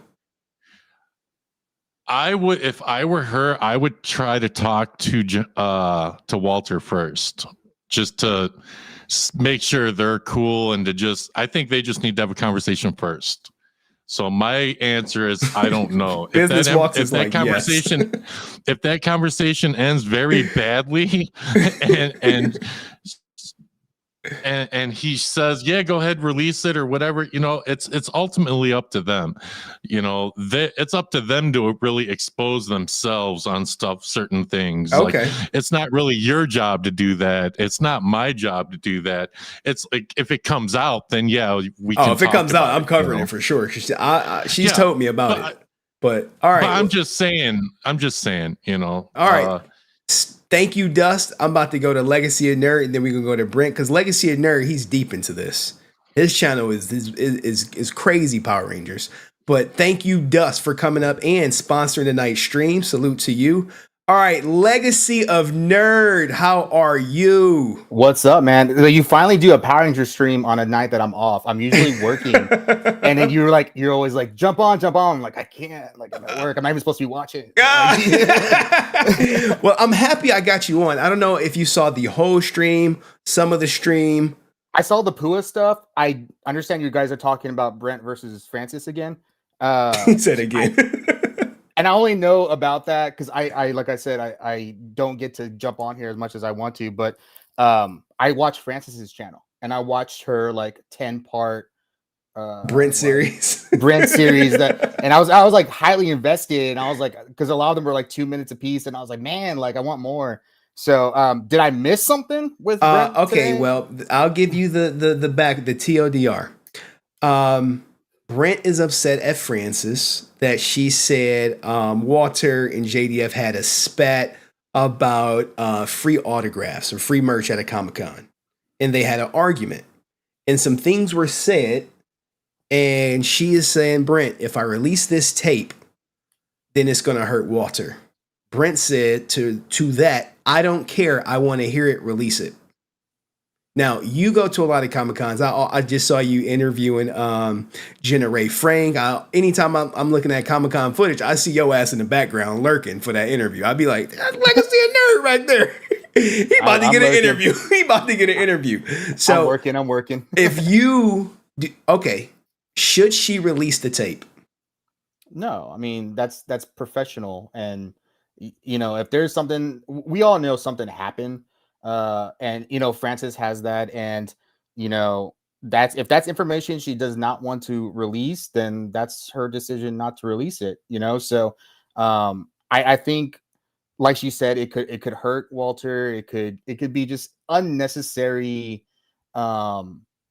just hoopla. I guess I can't think of a better word. Drama. Because like we already know like something happened, and we kind of know, like most of the community I feel knows the gist of the story. There's really no need to add fuel to the fire of something that's already gone. And especially like, Jason's gone. He can't really defend himself and his whatever may be on the video or whatever. And Walter can't really defend himself either, because if he does, he's defending himself against a man that's no longer here. So that kind of looks bad on him as well. So I think Francis is doing the right thing and keep it to herself. I mean, the information's out there. There's nothing we can do about it. Kind of just let it go. I think it's probably the best thing to do. Like, like so many of these things that are related to JDF and issues that people had with them, we just kind of gotta let it go. It's what's best. It's not only what's best for like the community, but it's best what's for the people, like the people involved as well. I low-key agree, because during my JDF stuff, my investigation, did I release everything? No, I did not. I only released stuff that I felt was pertinent and to what happened that night. And there's other information that I've gotten on other people that would destroy their career that's just sitting in my email, and I may have shared it with a couple people, but people I trust that would not put it out.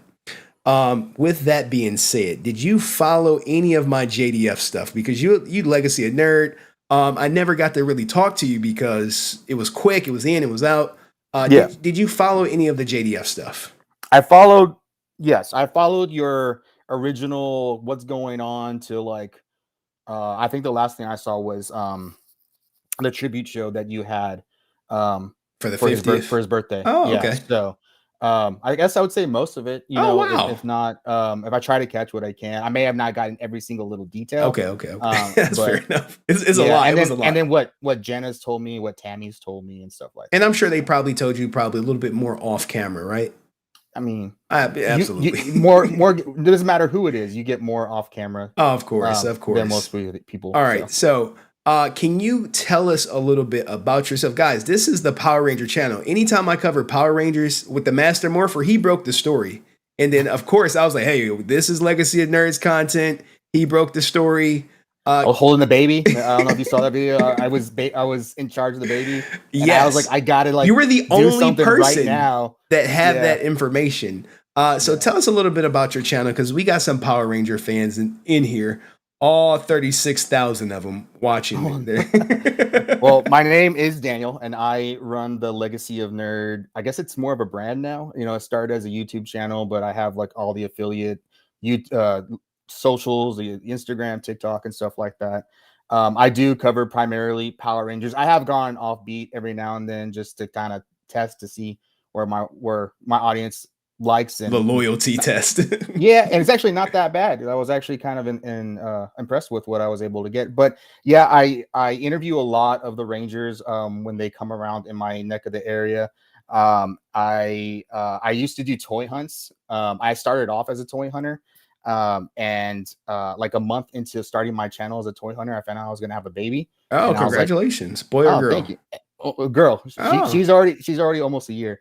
And so obviously toy hunting is not something I can do very much anymore because I can't afford it. Like I used to collect, Marvel and DC and obviously Power Rangers, everything Power Rangers, and then obviously I had to localize what I could do. But I try to cover whatever news I can as far as, he breaks all the Power Ranger news, guys, especially with the toys. As much as I can. I see, and he's active on Instagram. Make sure you guys go over there and follow him. Give his channel a sub if you didn't, because I'll only talk about Power Rangers maybe like once a month or a month and a half. You can get your Power Rangers drip, constant drip on Legacy of Nerd, man. I just want to thank you for coming up and thank you for putting in the work for Power Rangers, because anytime I'm doing a stream, I'm like, well, what's Legacy of Nerd talking about? What's new? Any new toys? I saw you on that video today, or that was an old reel that I had. It was like, I'm going to put this in the show. Oh yeah, I did put that in the show. I'm off tonight and he's streaming tonight, so I can watch. I did put that in the show. It was like early in the intro. So you got a little bit more shine. I don't know how many people gonna watch the replay, but thank you, Legacy of Nerd, for coming up, man. I'm happy you took the time away, but I got to give Brent the final word. Oh yeah, for sure. That way, I want to see what's going on here too. So. Okay, yeah, maybe you know what? You and Francis need to collab for sure. That'd be cool. That'd be cool. I know a lot of people that know Francis, so it's kind of I've never. It makes sense. It makes sense. Francis, get that collab going. All right, thank you, Legacy of Nerd. All right, Brent, I'm gonna let you get the final word. I don't know if Dust want to kick your back in or not.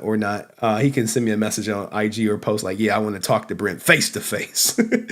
All right, Brent, what do you have to say as the final word of the day? The Vietnamese millionaire, guys. You have the floor, Brent. I'm shocked that you brought this up. Like I thought it was gonna just be like about the guy from Ninja Storm. Look, you don't even know his goddamn name. You said the guy from Ninja Storm. Jesus, Brent. I mean, if Frances really wanted to protect him and really cared about him, she would have kept that private. And I know Mr. Tony, some things need to be kept private. That quote is infamous, but maybe in this case, some things need to be kept private. And if Francis truly cared about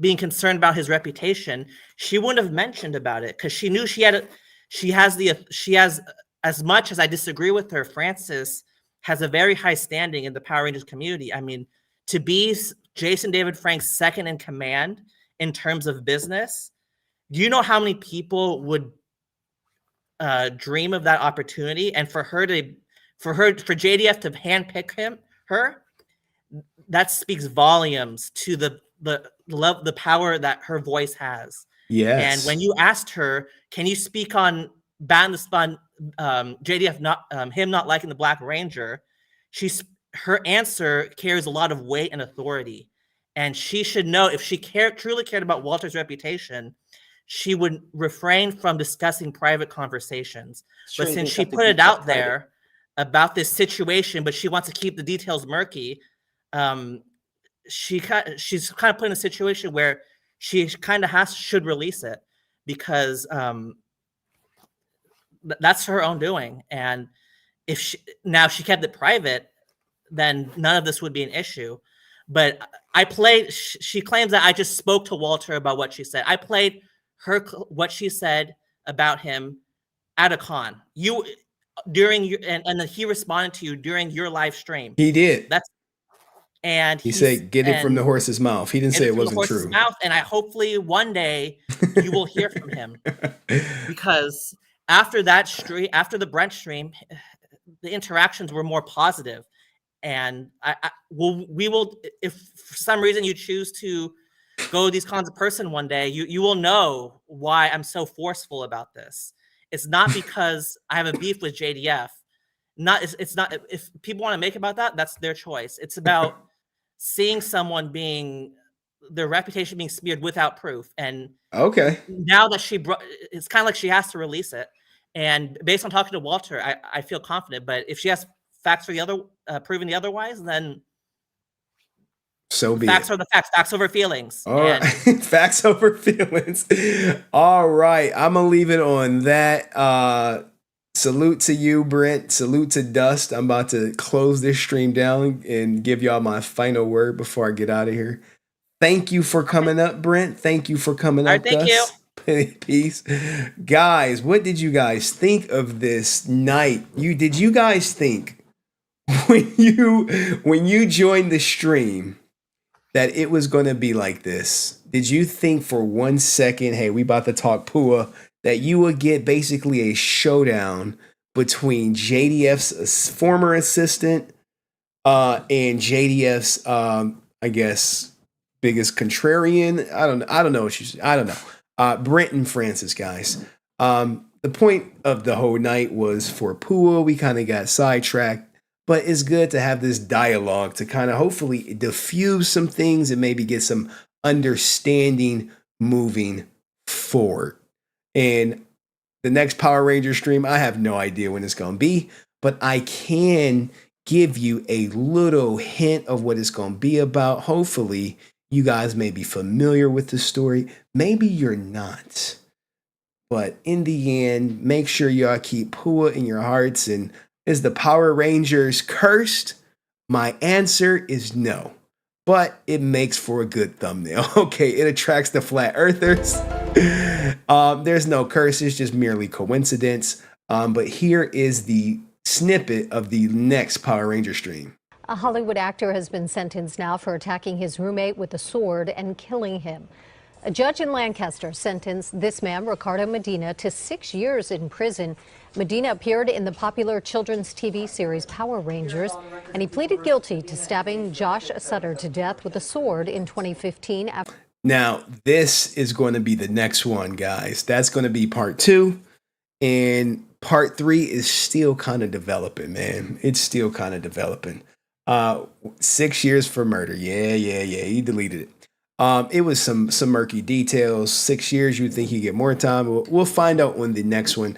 But guys and gals, thank you. Thanks to everyone who came up. Thank you for everyone who donated memberships, joined, everyone who hit the goddamn like button. I appreciate you. My next stream will probably be Friday. I don't know what I'm going to talk about. I know we got some Twitch stuff lingering. We got some Sniper Wolf stuff lingering. It's a lot of crazy Twitch stuff, but no matter, how much Twitch stuff I cover or how many subs I get, I'm always going to remember my day ones who was here when I didn't have backlighting, when I didn't have OBS, when I didn't have a new camera. I will always remember you guys. So do me a favor, like the stream on the way out, be safe, and I'll see you in the next video. Peace.